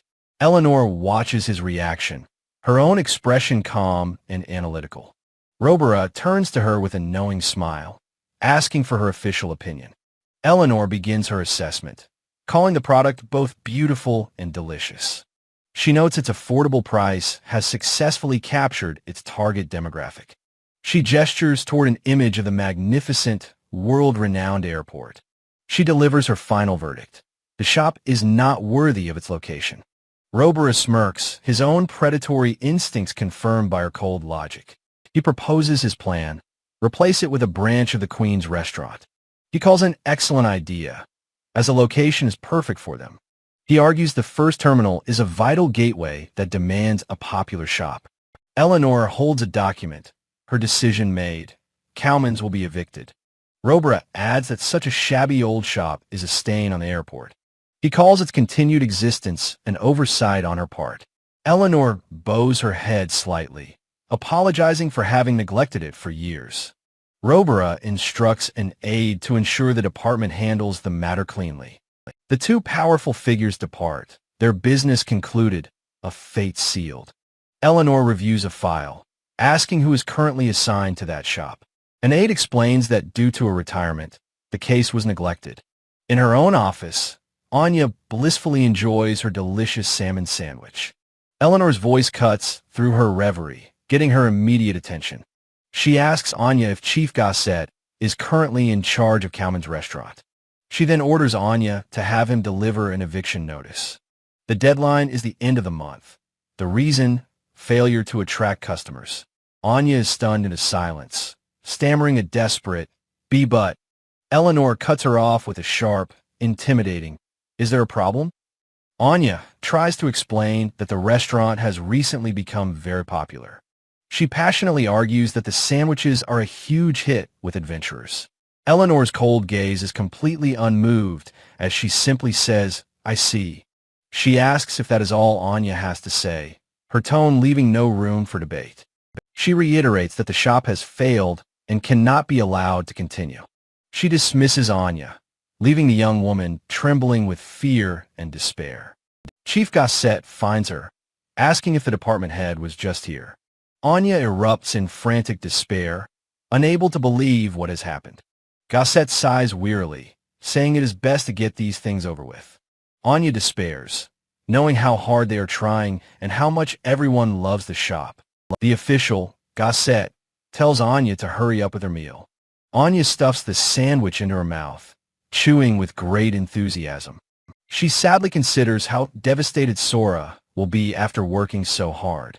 As they walk, Anya worries about how she can possibly face her friends. Meanwhile, back at the restaurant, Sora takes a happy bite of his sandwich. Bashir critiques the staff meal while his father teases his food obsession. The new smoked salmon sandwich is praised for its refreshing, summery flavor. Cowman and Sora excitedly plan to create a new spring menu together. They agree that renovating the restaurant is the next crucial step forward. Cowman and Sandra thank Sora for bringing so much life back to them. Sora dreams of a bright future, renovating the shop with her new family. Their cheerful moment is broken by an official at the door, with Anya hiding. Surprised, Sora and Cowman turn, wondering who their visitor could be. Behind the man, Anya looks incredibly nervous, her ears drooping with anxiety. The official introduces himself as Gossett from the Commerce Department. He then delivers the devastating news. They must close by month's end. The three friends are completely stunned, their faces frozen in disbelief. He explains the decision is due to poor performance, dismissing their recent success. Cowman stammers in protest, overwhelmed by the sudden eviction notice. He can't believe it, not after so many long years of hard work. Gossett repeats that the decision is final and his own hands are tied. The official stands before them, an unmovable figure of cold bureaucracy. Sora looks up desperately, begging him to wait and reconsider his words. She frantically explains their plans for renovation, using their hard-earned savings. Gossett dismisses her plea with a condescending smile, saying it is too late. She begged for just 6 more months to prove their restaurant's worth. She asks if he'll at least review their plan, but he curtly refuses. With dawning horror, Sora realizes her words are completely useless against him. A silent panel shows Anya trembling with overwhelming, helpless distress. Gossett concludes the meeting, instructing them to prepare for the closure. He turns to leave, delegating the final, painful task to a horrified Anya. Anya is left frozen in place, mortified by her impossible position. As he walks away, Sora makes one last, desperate plea for him to stop. The door slams shut, leaving the three of them in a stunned silence. Anya breaks down in tears, apologizing profusely for her powerlessness. Kalman comforts the crying girl, telling her that she is not to blame. Resigned to their fate, Sandra and Kalman thank Sora for the happy memories. Sora stares in disbelief, unable to accept that they're giving up so easily. They explain the restaurant's long history of financial trouble. For a moment, Sora's spirit wavers, accepting the grim reality. Sandra kindly offers to help her find a new job anywhere she likes. Anya eagerly suggests Sora could come work with her at the Commerce Department, but a single, unspoken thought hangs heavy in the air for Sora. She remembers the simple, difficult work of cleaning the old restaurant. She recalls Kalman's kindness, always offering her a delicious meal. She remembers the absolute thrill of her first successful morning of sales. She thinks of their shared joy, piling mountains of roast beef onto sandwiches. The memory is filled with the sound of their shared, happy laughter. Her expression hardens with resolve as she makes a silent, firm decision. She looks at her friends, declaring that it is far too soon to give up. Basher is grateful for her spirit, but worries she is being reckless. Kalman thinks that the recent fun was enough of a final memory for him. Sora's voice trembles as she admits that she had fun, too. Working at the restaurant every single day had given her a sense of purpose. Her resolve solidifies into a fire, and she shouts that she refuses to give up. Believing there must still be a way, she runs from the restaurant. Her desperate flight takes her through the rainy night to the Queen's restaurant. She arrives at the back door, soaked from the rain and out of breath. A young fox person cautiously opens the door, surprised to see her there. She asks for Basher, and the employee tells her to wait a moment. Basher appears, surprised, saying he was just about to take a break. He's stress-eating an enormous meal, which he immediately offers to share. He chides her gently for coming out in such terrible, sleety weather. After hearing her story, Basher grimly acknowledges their grave situation. She explains that she still has hope, if only they had renovation funds. She looks at him intently, insisting that they must find a way. She suddenly recalls Rudolph, explaining the kingdom's financial aid for otherworlders. A brilliant idea strikes her. She can personally secure an interest-free loan. Basher calmly reaches for his teacup, considering her bold proposal. He looks at her seriously and tells her that her plan won't work. He explains that his father's pride would never allow her to take on debt. Her hope deflates as she wonders what other options they could possibly have. She admits she has no other ideas, but she still refuses to give up. Bashi's voice cuts through her despair, telling her to calm down. He reveals the true problem. Money isn't the issue, time is. Sora agrees that time is short and that no one is willing to listen. Basher explains that the official channels are too slow and biased. With a determined grin, he proposes that they take a shortcut. Sora realizes he's right. Dealing with middlemen is a waste of time. He raises a single finger, declaring they'll go straight to the top. Sora's eyes widen as she asks who the ultimate authority is. Her hands clench in her lap as she agrees to the audacious plan. With renewed fire, she declares she will confront the department head directly. Basher offers the power of his name and reputation to help her. They shake hands, their desperate alliance now firmly sealed. Sora returns to the familiar, worn walls of Kalman's restaurant. Kalman and Sandra welcome her back, relieved but curious about where she went. She spots Anya, now in different clothes, who says she just returned. Anya grimly holds out an official-looking document for them to sign. She explains it is the eviction notice, which requires their consent. The camera focuses on the document, showing the line for Kalman's signature. In a shocking act of defiance, Sora snatches the paper and rips it apart. As Anya shouts in protest, Sora tears the official notice to shreds.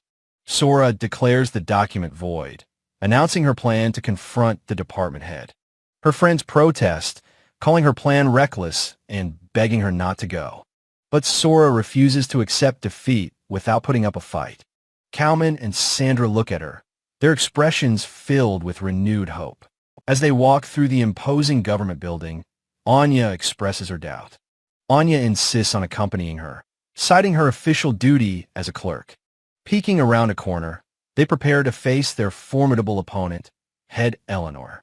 Anya describes their adversary, Eleanor, as a ruthless demon of numbers whom nobody dares defy.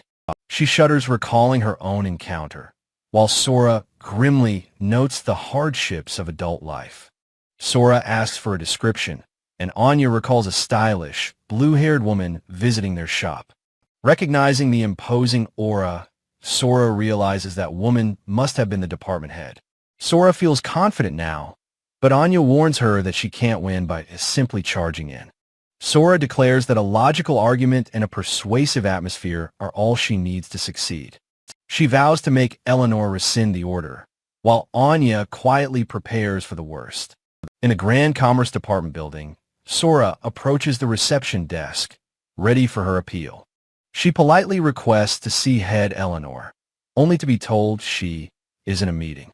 Sora asks when it might end, but the receptionist informs her it will last all day. Inquiring about tomorrow, she is pointedly asked if she has an appointment with the head. The earliest available slot is next month, which Sora knows is far too late. Defeated for now, she walks away, already thinking of her next, more drastic plan. Back at the restaurant, Bosher hears her story, noting it's always difficult to meet important people. He muses on the struggles of getting an audience with the powerful while breading croquettes. His question about her plan sparks a brilliant new idea in Sora's mind. She proudly presents her new strategy, a formal renovation proposal for Kalman's restaurant. The plan involves a complete overhaul of the shop to attract the airport's desired clientele. It also includes a brand new menu to appeal to both wealthy patrons and high-level adventurers. Bosher explains they will bring in an outside chef, revealing that it will be him. Kalman is surprised, but Sora confirms she already discussed it with Bosher in the capital. Her friends are impressed by how thoroughly she has thought through her presentation. With her proposal ready, Sora announces her final plan. She will stage a stakeout. Bosher knows that a direct confrontation with someone so powerful is unlikely to succeed. He points out that to leave the airport, one must take an airship. He realizes that all airships depart from the first terminal, the perfect ambush spot. Sora's eyes gleam. If they wait there, their culprit is guaranteed to appear. Bosher suggests they finish their prep work before heading out for their stakeout mission. To build their strength, Kalman serves a magnificent staff meal, a stuffed turnip farci. The team is fired up and eager to get their important mission underway. Sora is utterly charmed by the adorable appearance of the delicious-looking staff meal. The dish is a hollowed turnip filled with a savory mix of meat and vegetables. She marvels as her knife slices through the incredibly tender turnip with no resistance. She takes her first, hearty bite of the warm and savory dish. Closing her eyes in bliss, she savors the rich juices overflowing in her mouth. The turnip vessel perfectly contains the bursting, delicious flavors of the meat filling. She sighs contentedly at the delicious taste, much to Kalman's delight. He says the warm meal will help her recover from running around in the sleet. Touched by his constant kindness, Sora looks at Kalman with deep gratitude. Sandra and Kalman agree. They absolutely cannot allow this wonderful restaurant to be shut down. Sora happily devours a piece of garlic toast, declaring its amazing flavor. After the fortifying meal, her plate is wiped completely and satisfyingly clean. Sora leaps to her feet with renewed energy, announcing that it is time to go. Kalman tells her to do as she must, crediting her for the restaurant's survival. Sandra promises to watch over her, and she declares she feels strong enough for the challenge. With grim determination, Sora walks into the grand airport hall. The stakeout begins now. In the opulent waiting area of Terminal 1, Sora, Kalman, and Anya take their seats. Sora keeps a sharp, focused watch on the main entrance, scanning the crowds. Anya clenches her fists, vowing to see this through to the end, even if she's helpless. Sora turns to her friend with a warm smile, thanking her for her loyal support. Just then, Rudolph and Delui arrive, and Sora greets them warmly. Delui cheerfully asks what Sora is doing here so late at night. She explains with utmost seriousness that they are on a stakeout to secure a culprit. The two knights are instantly shocked and alarmed by her serious declaration. They lean in close to her, their faces etched with urgent concern for her safety. Rudolph asks if she's been hurt, while Delui worries she was targeted by a swindler. Sora cheerfully clarifies that the culprit is the head of commerce, Eleanor. The knights stare back at her, their minds completely failing to process this information. Anya quickly explains that Eleanor is the one who issued the restaurant's eviction notice. At that exact moment, Sora spots her targets and shouts, "There she is!" Anya sees Eleanor and the man beside her, Lord Robera, and gasps in panic. She grabs Sora, desperately pleading with her to stop and not approach them. Sora struggles against her grip, telling Anya to let go so she doesn't miss her chance. Anya frantically explains the man is His Highness Robera, a royal and an airport manager. Sora realizes the man is incredibly powerful, which makes the situation even more dire. But she knows this may be her only opportunity and hardens her resolve to go. With a burst of strength, she forcefully breaks free from Anya's desperate grasp. She sprints across the hall, planting herself directly in the path of the powerful pair. Sora stands defiantly before them, her small frame blocking their way forward. Eleanor glares down at the interruption, her expression one of cold, silent fury. Sora meets her gaze, her own face a mask of nervous but unyielding determination.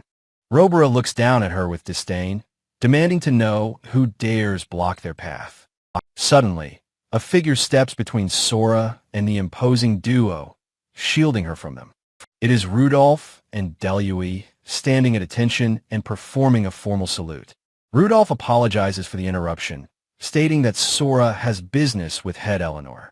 Robera looks on with a predatory smirk, intrigued by this unexpected development. Delui introduces Sora as the Otherworlder His Highness had previously shown interest in. He argues that an Otherworlder's unique perspective is valuable and worth listening to. Robera's eyes narrow slightly, considering Delui's clever and unexpected political move. "Very well," he says, agreeing to let them speak while he and the knights observe. Sora gives her allies a quick, grateful look, thanking them for their crucial intervention. She stands tall and turns back to her adversary, formally addressing head Eleanor. Eleanor looks down at her, impassively asking what business she has with her.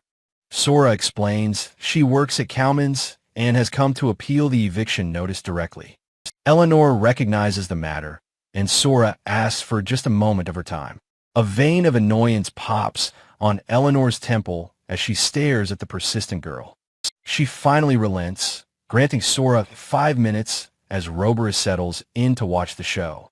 From the sidelines, Anya, Kalman, and Sandra watch, their hearts pounding with anxiety. Sora argues she understands the eviction is due to their failure to attract customers. Eleanor confirms this, adding that their sales have been abysmally low for a long time.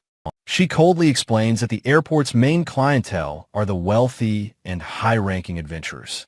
Therefore, she sees no merit in allowing a store that has failed to target them to remain. Her irrefutable logic lands like a hammer blow, causing Sora's friends to deflate in despair. Sora is shaken by the sound reasoning, but knows she cannot afford to back down now. She rallies her courage, declaring that they are already taking steps to improve.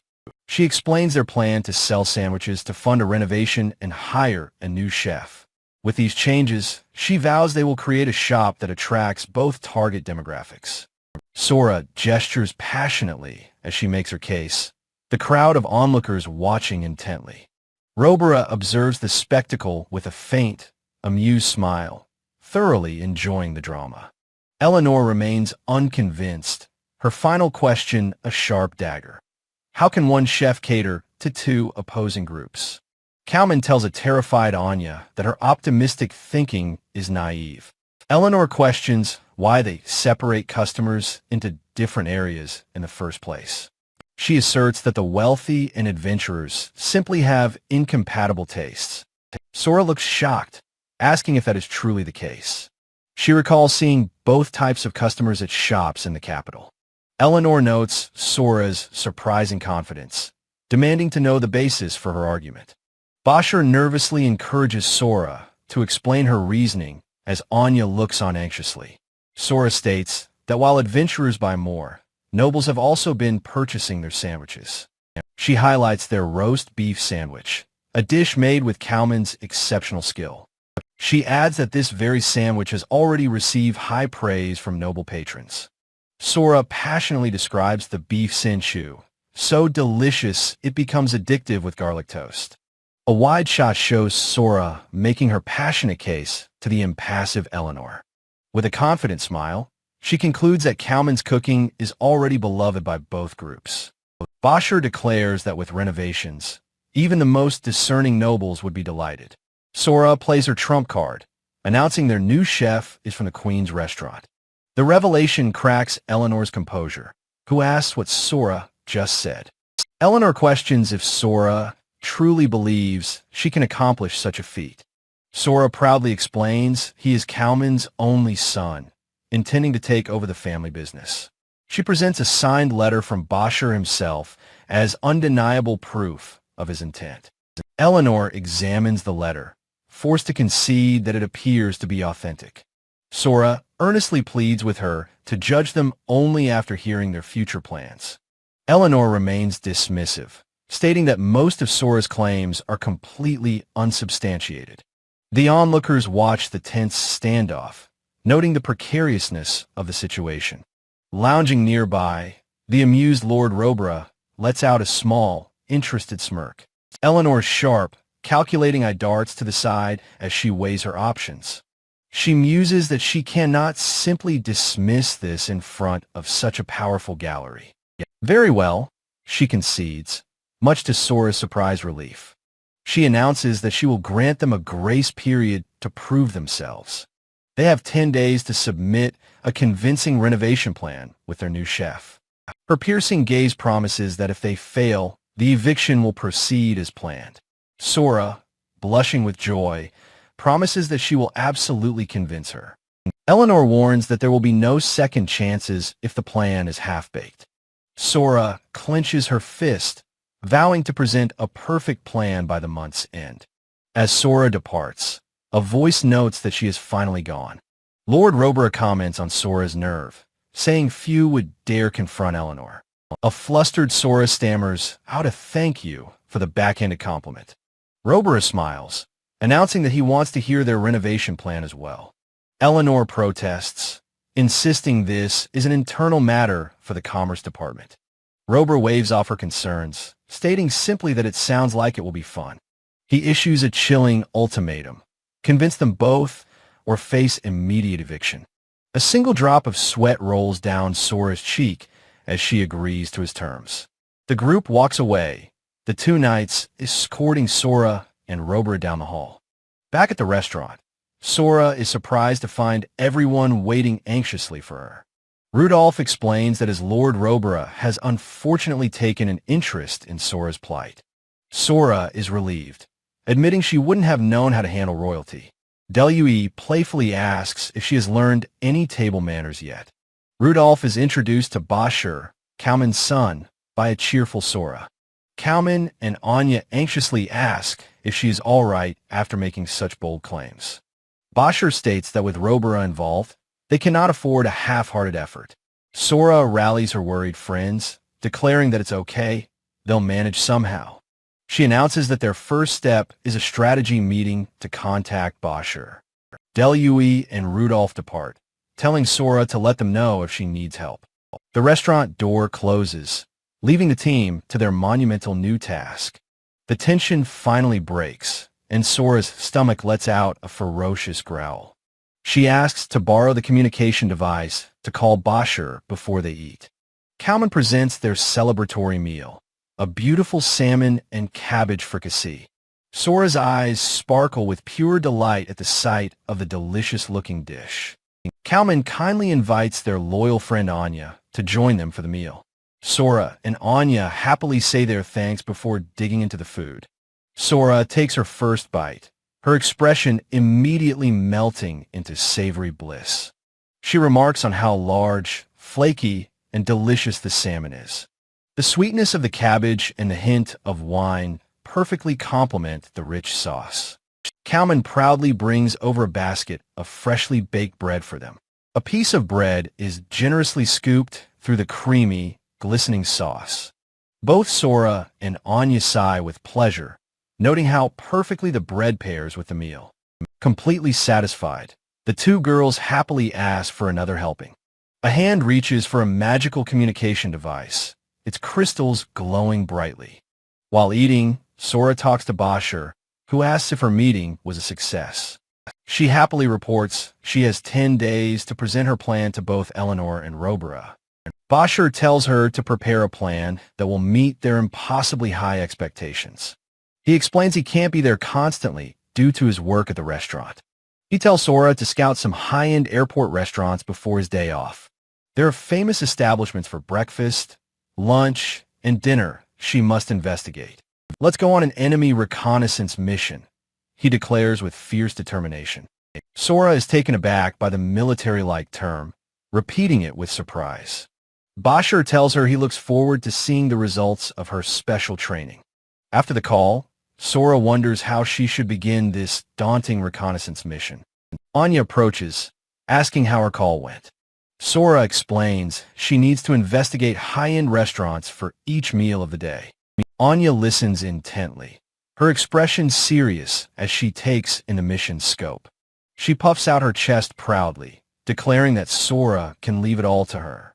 Sora asks if she is sure, but Anya insists she is happy to help.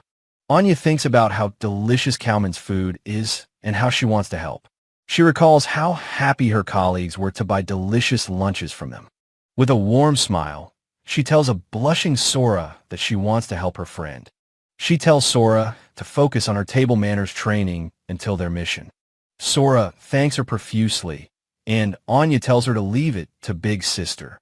The scene shifts to the imposing facade of the airport administration office. Anya slams a massive stack of documents onto her desk with grim determination. She sighs, realizing she made a big promise, but her jurisdiction is the adventure area. She flips through a book, frustrated that the unfamiliar restaurant names mean nothing. She resolves to ask her seniors and visit the shops to gather information. A voice from off-panel asks if she is staying late to work overtime. Anya is startled by the sudden appearance of her senior official, Gossett. His eyes are closed as he asks if she is lending a hand to Kalman's. The dimly lit Commerce Department office is silent as Anya works alone. She sighs, admitting she made a big promise, but her jurisdiction is the adventure area. She flips through a book of names, frustrated that the unfamiliar words mean nothing to her. A voice startles her, asking if she is staying late to work overtime. She yelps, recognizing the imposing figure of Gossett, who asks what she is doing. Anya stammers, her long rabbit ears drooping with anxiety. She braces herself, certain she is about to be scolded. The senior official, Gossett, begins, noting her friend is in trouble. He recalls that she is the girl who confronted the department head. Gossett asks if she was present for Sora's defiant act. He sighs with weary resignation, acknowledging it can't be helped. Anya looks up at him, her eyes wide with apprehension. He then asks her what she was trying to accomplish. She proudly presents a huge stack of research on local restaurants. She admits, however, that she doesn't know what to do with it. Gossett kindly advises her to just list the top 3 sellers.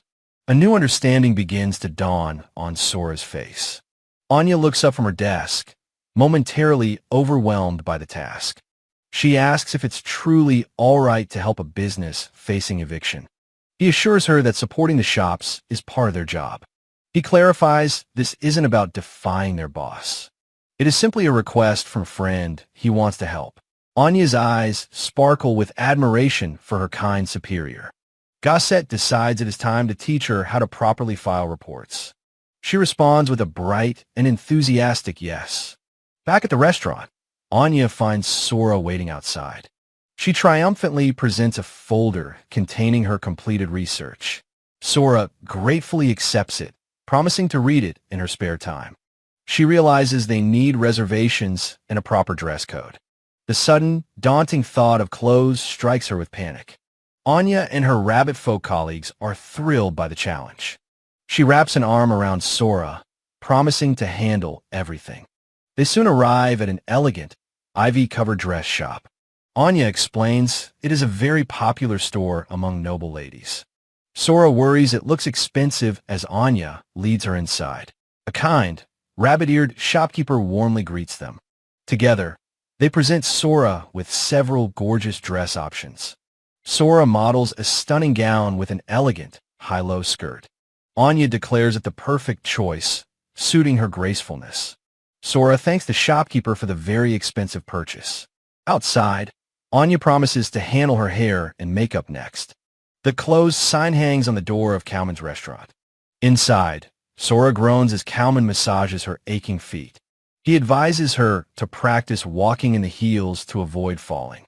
Sora sighs, lamenting the unexpected difficulties of high society. Suddenly, the restaurant's door slides open with a clatter. Delui and Rudolph stand in the doorway, greeting Sora warmly. Surprised, Sora asks if they have come for dinner. Delui winks, announcing a practical lesson in table manners. He had already arranged the entire session with Kalman. Sora beams, touched that everyone is helping her so much. She steals her resolve, ready to do her very best. Rudolph explains the meal is designed to be hard to eat. The first course, a beautiful appetizer, is served. It's a salmon and cream cheese toast, looking delicious but unstable. Delui playfully warns her not to let the toppings fall. She focuses intensely, but Delui notes her movements are stiff. Her face is scrunched with concentration, too focused on rules. He gently tells her to smile and enjoy the meal more. He reaches out his hand, moving to touch her chin. Sora looks up, puzzled by his sudden, familiar gesture. He tells her to look at him, the handsome man before her. He leans in closer, his charming gaze locking with hers. Rudolph's fist connects solidly with Delui's face. He furiously scolds his partner for his atrocious manners. Rudolph then calmly advises Sora to look at her companion. He praises her for doing better than he had expected. The next course arrives, a creamy green bean potage. Rudolph patiently instructs her on proper soup etiquette. Delui asks how her training with wind magic is progressing. She nervously confirms that she is getting better, thanks to him. He offers to teach her fire magic next, and she eagerly accepts. They all agree a small, controlled fire would be very useful. Rudolph cheerfully suggests they could have a barbecue sometime. Sora agrees, and Rudolph adds they could hunt a rampage cow. The thought of hunting the massive beast right there confuses her. Rudolph smiles, noting she finished her soup perfectly while talking. Delui reassures her that her etiquette is nearly flawless. Sora thanks them, feeling a new wave of confidence. Rudolph announces the arrival of the next course, the fish dish. A beautiful plate of sautéed cod and asparagus is served. Sora diligently follows his instructions on how to eat it. Both Kalman and Rudolph are very pleased with her progress. Sora is immensely grateful for the realistic practice session. She now feels ready for her scouting mission with Bashir. Rudolph praises Kalman's cooking, calling it delicious and comforting. Delui tells the flustered chef to be more casual with him. Kalman suggests calling him Brother Delui in a friendly way. Delui laughs, declaring that he loves the idea. Rudolph explains that using bread for sauce is acceptable informally. Sora happily savors a piece of bread soaked in the rich sauce. Rudolph announces that the main course will be served next. A magnificent dish of roasted venison is placed before them. Sora and Rudolph share a look of cheerful determination. He reminds her to cut the meat without pressing down hard. He instructs her to hold her cutlery with effortless elegance. Sora watches him, amazed by his natural, graceful movements. The two knights offer quiet encouragement as she eats. Finally, the long, instructional meal concludes with dessert. Rudolph declares that her manners are now perfectly ingrained. Sora offers them a bright and heartfelt thank you. She then notices that Rudolph hasn't eaten a single bite. He explains that he was simply on duty as her instructor. The next 3 days are a whirlwind of intense practice for Sora. Anya finishes her hair, declaring the elegant chignon complete. Anya praises Sora, exclaiming that she has chosen a truly wonderful and stylish outfit. Bashir stands ready in a sharp suit, looking every bit the part of her escort. Anya gushes that the beautiful dress is from a popular shop, while Sora confirms her accessories are ready. With newfound confidence, Sora declares it is time for their dinner reconnaissance mission. Bashir announces their departure, and an eager Sora agrees, ready for the night ahead. She confidently gives a thumbs up, vowing to find all of their competitors' weaknesses. Just as they leave, Delui appears in the doorway, calling out to Sora in surprise. Both knights are completely stunned by her elegant transformation, staring in silent awe. Sora stands tall in her gown, offering a polite and cheerful evening greeting to them. Rudolph smiles warmly, complimenting her wonderful outfit and how well it suits her. In a flash, Delui closes the distance, slamming a hand against the wall beside her. He leans in close, telling her she looks like a princess and is especially beautiful tonight. With a charming smile, he smoothly invites her to go to dinner with him instead. He confidently insists that he would be the perfect escort for her evening out. Rudolph looks on with weary exasperation while a starstruck Anya is completely captivated. Sora looks back at the confident knight, offering him a quiet word of thanks. She gently begins to push his arm away, starting to deliver her polite refusal. With a firm smile, she explains that her plans require Bashir to be her escort. Turning her back on a stunned Delui, she cheerfully departs on Bashi's arm. The door slams shut, leaving a stunned Delui, an amused Rudolph, and a shocked Anya. The reality of the situation hits Delui as he shouts in utter disbelief at being rejected. Rudolph bursts into laughter, teasing Delui for being rejected for the very first time. Defeated, Delui slumps onto the counter and asks a calm cowman for red wine. Rudolph offers to commemorate his heartbreak, but Delui insists it was just one rejection. Rudolph turns his attention to Anya, who nervously introduces herself as Sora's friend. Cowman praises Anya for choosing the dress and kindly invites her to stay for dinner. Anya is overcome with joy at the chance to have dinner with the handsome Rudolph. Sandra offers them a menu, announcing they have good meat in for the chef to cook. Delui listens quietly, his earlier heartbreak giving way to a more thoughtful mood. Delui promises to visit daily after the renovation, supporting their friend's hard work. Meanwhile, Sora and Bashir arrive at the imposing facade of a luxurious restaurant. Bashir asks if she is prepared for the mission, and Sora gives a determined yes. The doors open to a lavish interior, and Sora gasps in awe at the opulence. Sora gazes up, mesmerized by the sparkling chandelier and ornate, gilded ceiling. A refined butler takes her hat, welcoming her to this world of luxury. She realizes this is a world she never would have known back in Japan. Now, dressed in finery, she finally feels a sense of understanding and belonging. She blushes, remembering how ridiculously out of place her old, hoodie-clad self was. Sparkling wine is poured into a delicate flute, marking the start of their mission. Her mentor, Bashir, sits opposite her, ready for their reconnaissance to begin.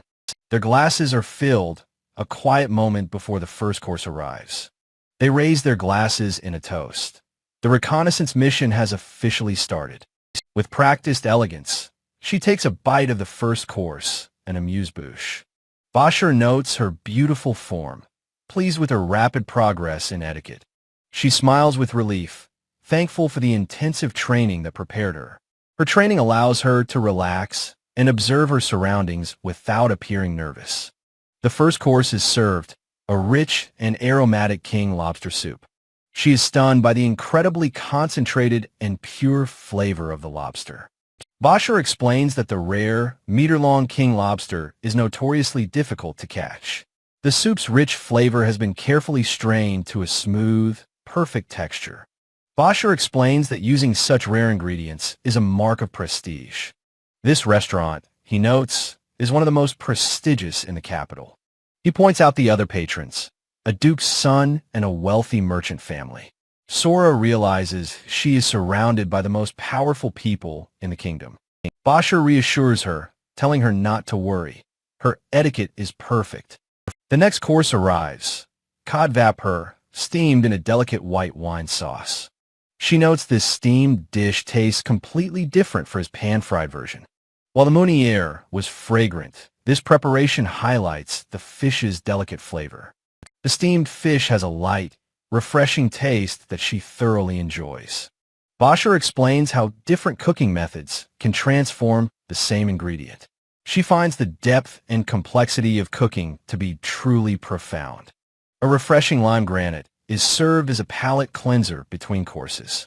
With the interlude over, Bashir announces the arrival of the main course.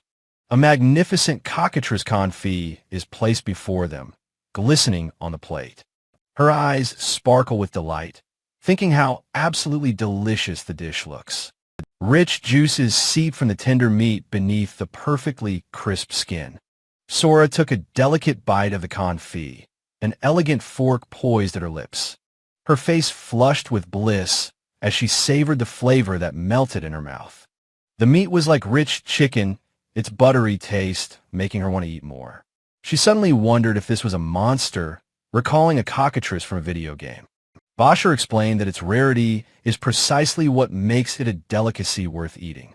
She absorbed the lesson, but another question about the dish came to her mind. Bashir clarified that she was eating the thigh meat, much like a chicken's. A beautiful strawberry millefeuille was presented for dessert, and Sora gasped in delight. Bashir noted with approval that, as expected, the dessert featured strawberries. Sora was confused, asking why they were serving a fruit that grows in spring. He revealed the strawberries were precious, grown out of season in magical greenhouses. The strategic importance of the ingredient suddenly became clear to her. She realized serving it was a deliberate way to demonstrate the restaurant's high status. The glistening, out-of-season fruit was a pure symbol of wealth and power. However, a new and more immediate challenge suddenly presented itself to her. She stared intently, knowing the millefeuille was a notoriously difficult dessert to eat neatly. With a sharp, clean press of her knife, she cut perfectly through the layers. She smiled triumphantly, lifting a pristine, structurally sound spoonful to her mouth. She took a bite, savoring the perfect combination of pastry, cream, and fruit. The flavors exploded in her mouth: crisp pastry, rich cream, and sweet, tangy fruit. "It's delicious," she declared with a beaming smile, thinking it was absolutely perfect. Her plate was wiped clean, though she felt the portion was a bit unsatisfying. Daintily wiping her mouth, she formally thanked her mentor for the incredible meal. As they left, she praised the restaurant's elegant flavor and meticulous craftsmanship. Bashir cheerfully suggested they continue their reconnaissance by eating all day tomorrow. Sora happily agreed, then casually asked her mentor how much the meal cost. His calm answer of roughly 15 gold coins sent a jolt of pure shock through her. As she panicked, Bashir reassured her that for reconnaissance, this was actually cheap. She thought in terror of what the most expensive course would cost. Rich people were scary. He then asked for her final impressions of their scouting mission. She reflected on the luxurious decor, the fine service, and the rare ingredients. But, she added with a thoughtful expression, she felt it lacked visual flair. The food was wonderful, she concluded, but its simple presentation left a plain impression. Basher reflects, concluding that most high-class restaurants catering to the nobility are quite similar. Dressed in her finest gown, Sora explains that restaurants in her world focused more on appearance.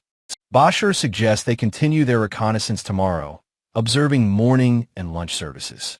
And so, their intensive culinary observation continued across every meal service. They scouted different establishments, sampling lunch and then dinner that same night. Sora, looking utterly drained, finds the constant parade of luxurious food to be quite tough. Basher checks on her, but she rallies, declaring she will do her very best. Sora wonders if the rich eat such lavish meals daily, while Basher notes only the most ambitious restaurants are in the airport. This, Sora realizes, is why the areas are segregated. Mixing with the adventurer shops would be chaos. The final risotto arrives. Sora finds it stylish, but thinks it lacks a certain photo-worthy quality. She frames the dish with her hands, explaining the concept of visual appeal from her world. Basher notes her strict aesthetic sense, and Sora admits it's something she's long considered.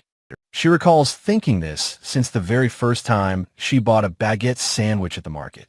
She explains that while the ingredients are high class, she feels that is their only focus. The plating isn't bad, she clarifies, but she believes it could be presented more beautifully. Basher listens to her critique, a thoughtful escaping his lips. A slow smile spreads across his face as he realizes the importance of a commitment to presentation. He notes that the viewpoint of aesthetics has been largely ignored here, a fact Sora confirms. Leaning forward with a newfound excitement, Basher begins, if that's the case. He points to the ceiling, a brilliant idea striking him. Doesn't that mean we have an opportunity? The scene shifts to the closed, humble door of Cowman's restaurant. Inside, Cowman greets his returning son with a warm welcome back. He asks if their luxury tour was successful. They give a synchronized thumbs up, declaring it was perfect. Cowman smiles, relieved, and says he will leave the rest to the younger generation. Basher and Sora exchange a serious, determined look. Basher thinks to himself that his parents lack a certain awareness. They must be united to win. He turns to his father, telling him that he truly believes his cooking is amazing. Cowman beams with pride, saying, well, of course, as he continues his prep work. Basher explains that delicious food from cheap ingredients isn't enough. All airport restaurants compete on skill. If not for that skill, he continues, the airport staff wouldn't be their only repeat customers. Basher takes a decisive step forward, asking how they can attract more customers with that delicious food. Cowman guesses it's the appearance of the food, but Basher thinks his father doesn't truly understand. Sora smiles serenely, announcing that their true goal is to give a lonely traveler a comforting reminder of their distant home, and for those visiting the capital, to leave them with a beautiful, lasting memory of their trip. A confident, determined smile lights up Sora's entire face. Their path forward is clear, symbolized by a bright, welcoming corridor. Basher asks his father and Cowman what it is they should be trying to express. Sora spreads her arms wide, declaring they will express the city of flowers and greenery through their cooking. She explains that in her country, they used beets and paprika to add color to salads. She describes using edible flowers and creating dishes that first captivate with their appearance. Let's incorporate that into our own dishes, she proclaims to the surprised cattle folk. Cowman looks puzzled, questioning this sudden focus on mere looks. Sora insists that appearance is very important, urging them to imagine the possibilities. She envisions the new shop with higher ceilings and bright, hanging lights. She imagines a calming green theme and glass walls so customers can see inside. Expanding the space out front, she adds, would also increase their seating capacity. Cowman strokes his chin thoughtfully, considering that the space is currently unused anyway. Sora suggests making the menus easier to understand by adding illustrations of the food. Their ultimate goal, she concludes, is a comfortable bistro that welcomes every single customer. She holds up an imaginary plate, picturing the wonderful space they will create. The result will be beautiful, colorful, and utterly delicious food. Kalman and Bashir close their eyes, a shared smile on their faces as they agree it sounds nice. Kalman worries about pleasing nobles, but Bashir clarifies they are not aiming to be a high-end restaurant. He states firmly that they will remain a bistro, serving their food a la carte. Bashir gets fired up, planning for better tableware and hiring contractors for the renovation.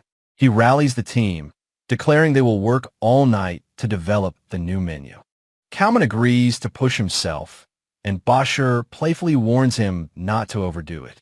Sora smiles, thinking that with everyone so motivated, she must do her own research as well. Sora is seen happily conducting research with the help of Anya and her colleague.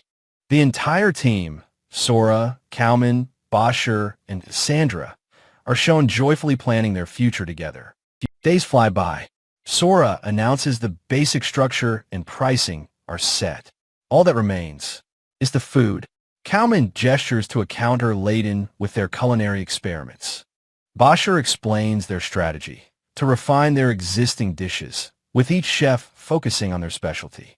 Sora marvels at a beautifully plated dish, exclaiming how much the presentation has improved. Bashir and Kalman share a proud smile, happy with their successful collaboration. Bashir notes they still need a signature menu. Sora suggests a theme based on the capital. Sora's eyes sparkle with an idea, expressing the capital's 4 seasons with limited-time menus. For days, they scoured the capital's markets, searching for the perfect ingredients. They found exactly what they needed to create their signature dishes. Bashir is seen in the kitchen, carefully and expertly peeling a small, round fruit. Kalman works diligently as well, plating a pasta dish.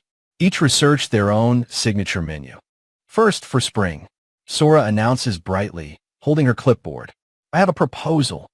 She mentions the capital's famous flower festival, and Kalman agrees it's the most brilliant season. Bashir realizes spring is inseparable from flowers and decides his specialty omelet will be the main dish. Sora beams, wanting to create a flower garden on the plate around the omelet. "Just a moment," she says, grabbing a knife and a fruit to demonstrate her idea. Her eyes swirl as she loses control of her magic, shouting in a panic for it to stop.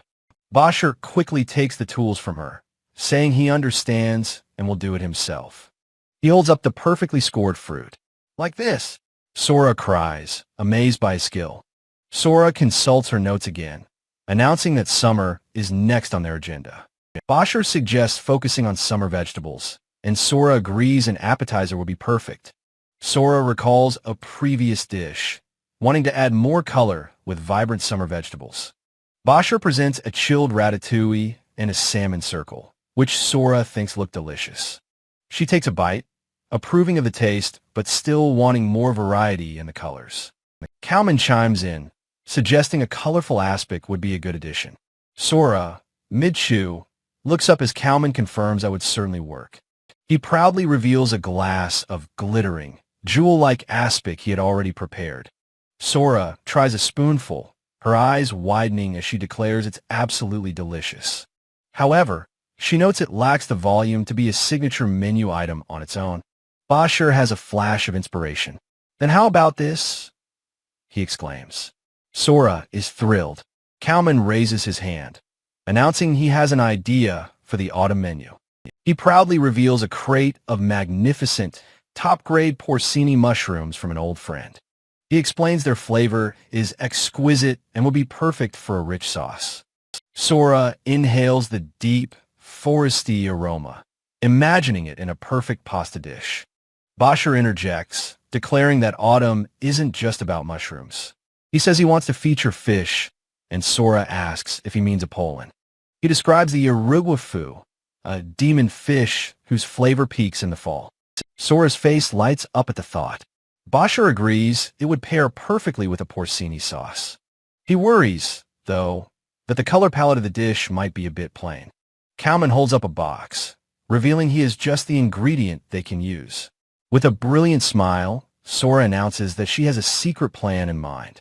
The chapter concludes, promising that the story of Grand Curl will continue. Kalman thoughtfully considers the menu, saying that this will be the final winter dish. Sora pumps her fists, declaring that the winter dish is already decided upon.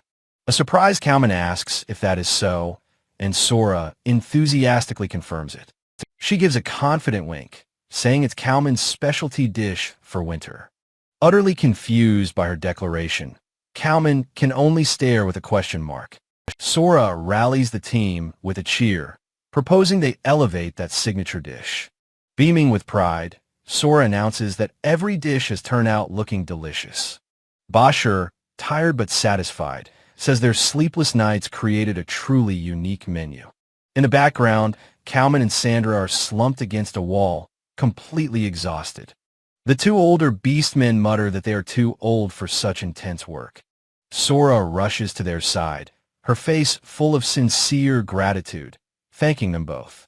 With renewed determination, Sora clenches her fists, certain their plan will succeed. Broom in hand, Sora asks when the department head and His Excellency will arrive. She insists the others rest while she takes on the task of cleaning the shop. Sandra gently suggests that they should all get something to eat before cleaning. Kalman agrees, proposing they eat first, then clean together, to Sora's delight. The team debates their favorite seasons, with Sora loving winter and Bashir spring. Sora takes a final taste of their work, confident in the delicious new menu. The stage is now set for the final decisive battle that will take place tomorrow. Lord Robera snaps his pocket watch shut. The appointed time has finally arrived. Head Eleanor waits, her expression as stern and unyielding as ever.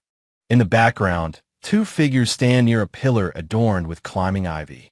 Robera greets Eleanor, noting with a smile that he has only just arrived. He muses aloud, wondering what they could have possibly achieved in 10 short days. Eleanor's cold eyes narrow.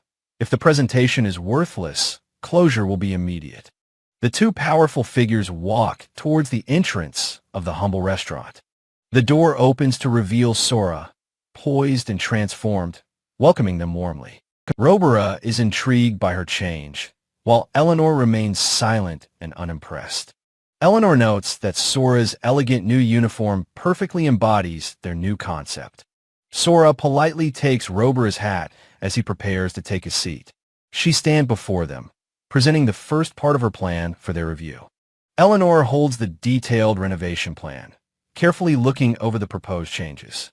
She concedes that the plan is well organized, but not nearly enough to save them. Sora smiles knowingly, exclaiming that she anticipated that very reaction from her. She insists the plan alone is not enough. They must experience the food. Eleanor begins to refuse, stating she did not come here today to eat. Robera smoothly interrupts, telling Eleanor that it would be fine to indulge. He finds it interesting, saying seeing is believing. Sora gratefully agrees. Sora announces they will be tasting the new Four Seasons signature menu. Eleanor thinks to herself that Sora has skillfully piqued His Excellency's interest. She holds a menu, wondering what kind of dishes they will possibly present. In the kitchen, Bashir and Kalman work in perfect, focused unison. A pot bubbles on the stove, steam rising with a satisfying sizzle. Sora returns with two large, ornate plates, announcing that their food is ready.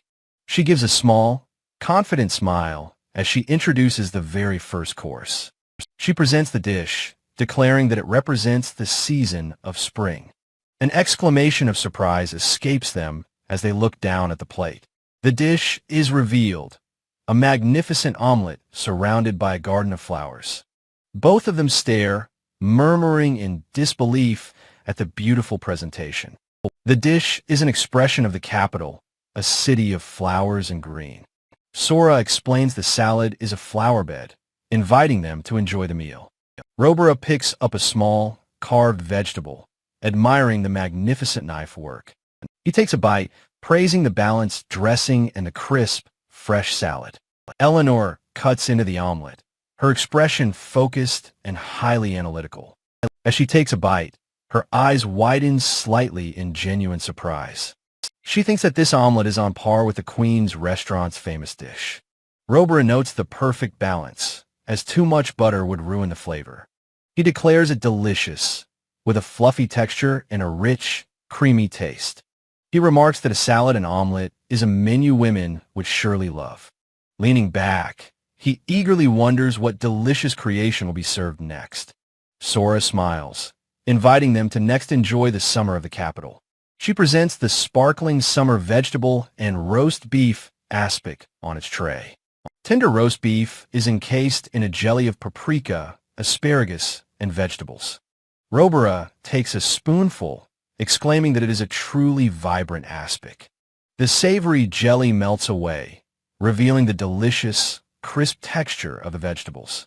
Eleanor notes the clever design using the capital's star-shaped Star Collection vegetable.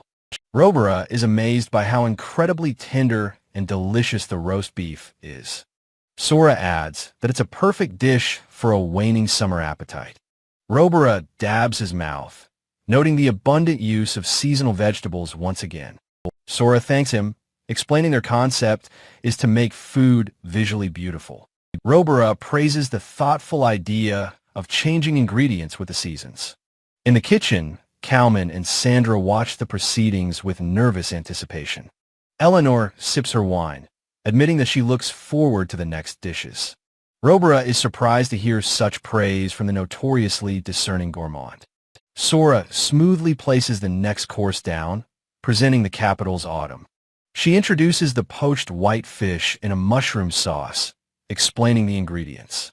Robera takes a bite, his eyes closed as he savors the complex flavor. His eyes snap open, his expression one of pure, surprised delight. He notes the rich porcini mushrooms used in the sauce, despite being out of season. Eleanor asks if they are the rare ones successfully cultivated in the capital's farms. Robera notes the subtle mushroom flavor perfectly complements the simple, meaty fish.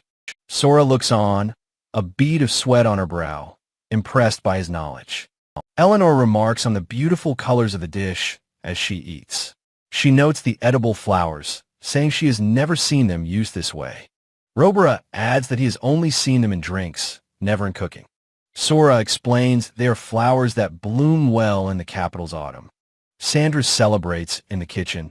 His secret mission to get them was a success. Robera praises the dish, saying it pairs wonderfully with the food. Sora thanks him. Eleanor's sharp gaze is fixed ahead.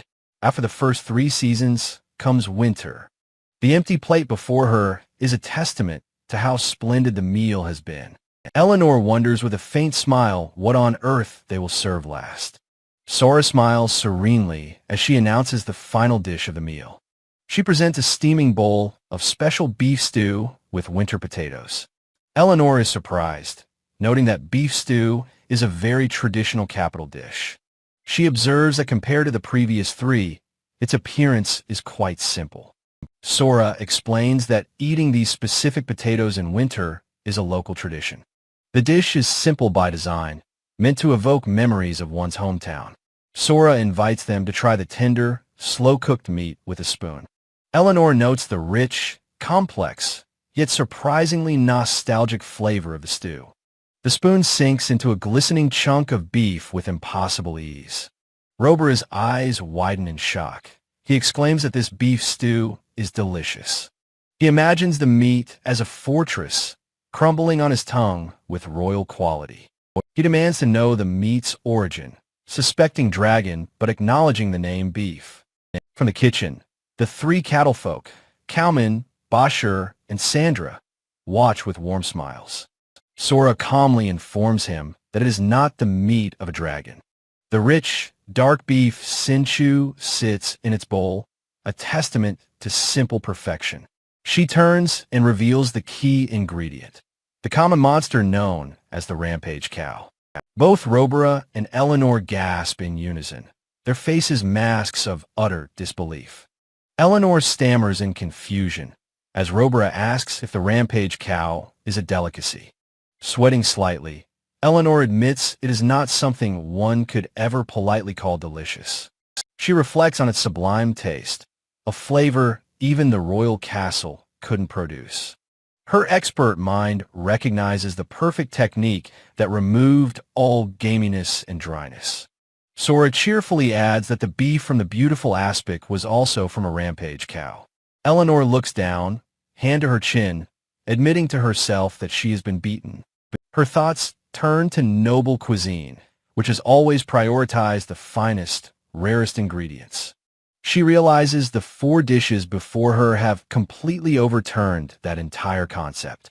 Sora explains that what they tasted is only a small part of the plan menu. She promises that every single dish will be crafted with the same care for appearance. With her hand to her heart, she speaks of the restaurant's emotional role for travelers. Her eyes shine as she vows their restaurant will add a flower to every journey. Having finished her passionate speech, Sora stands silently before the 2 powerful judges. Lord Robera turns his gaze to Eleanor, a small, amused smirk on his face. Eleanor remains still, her expression unreadable as she processes the revolutionary words she just heard.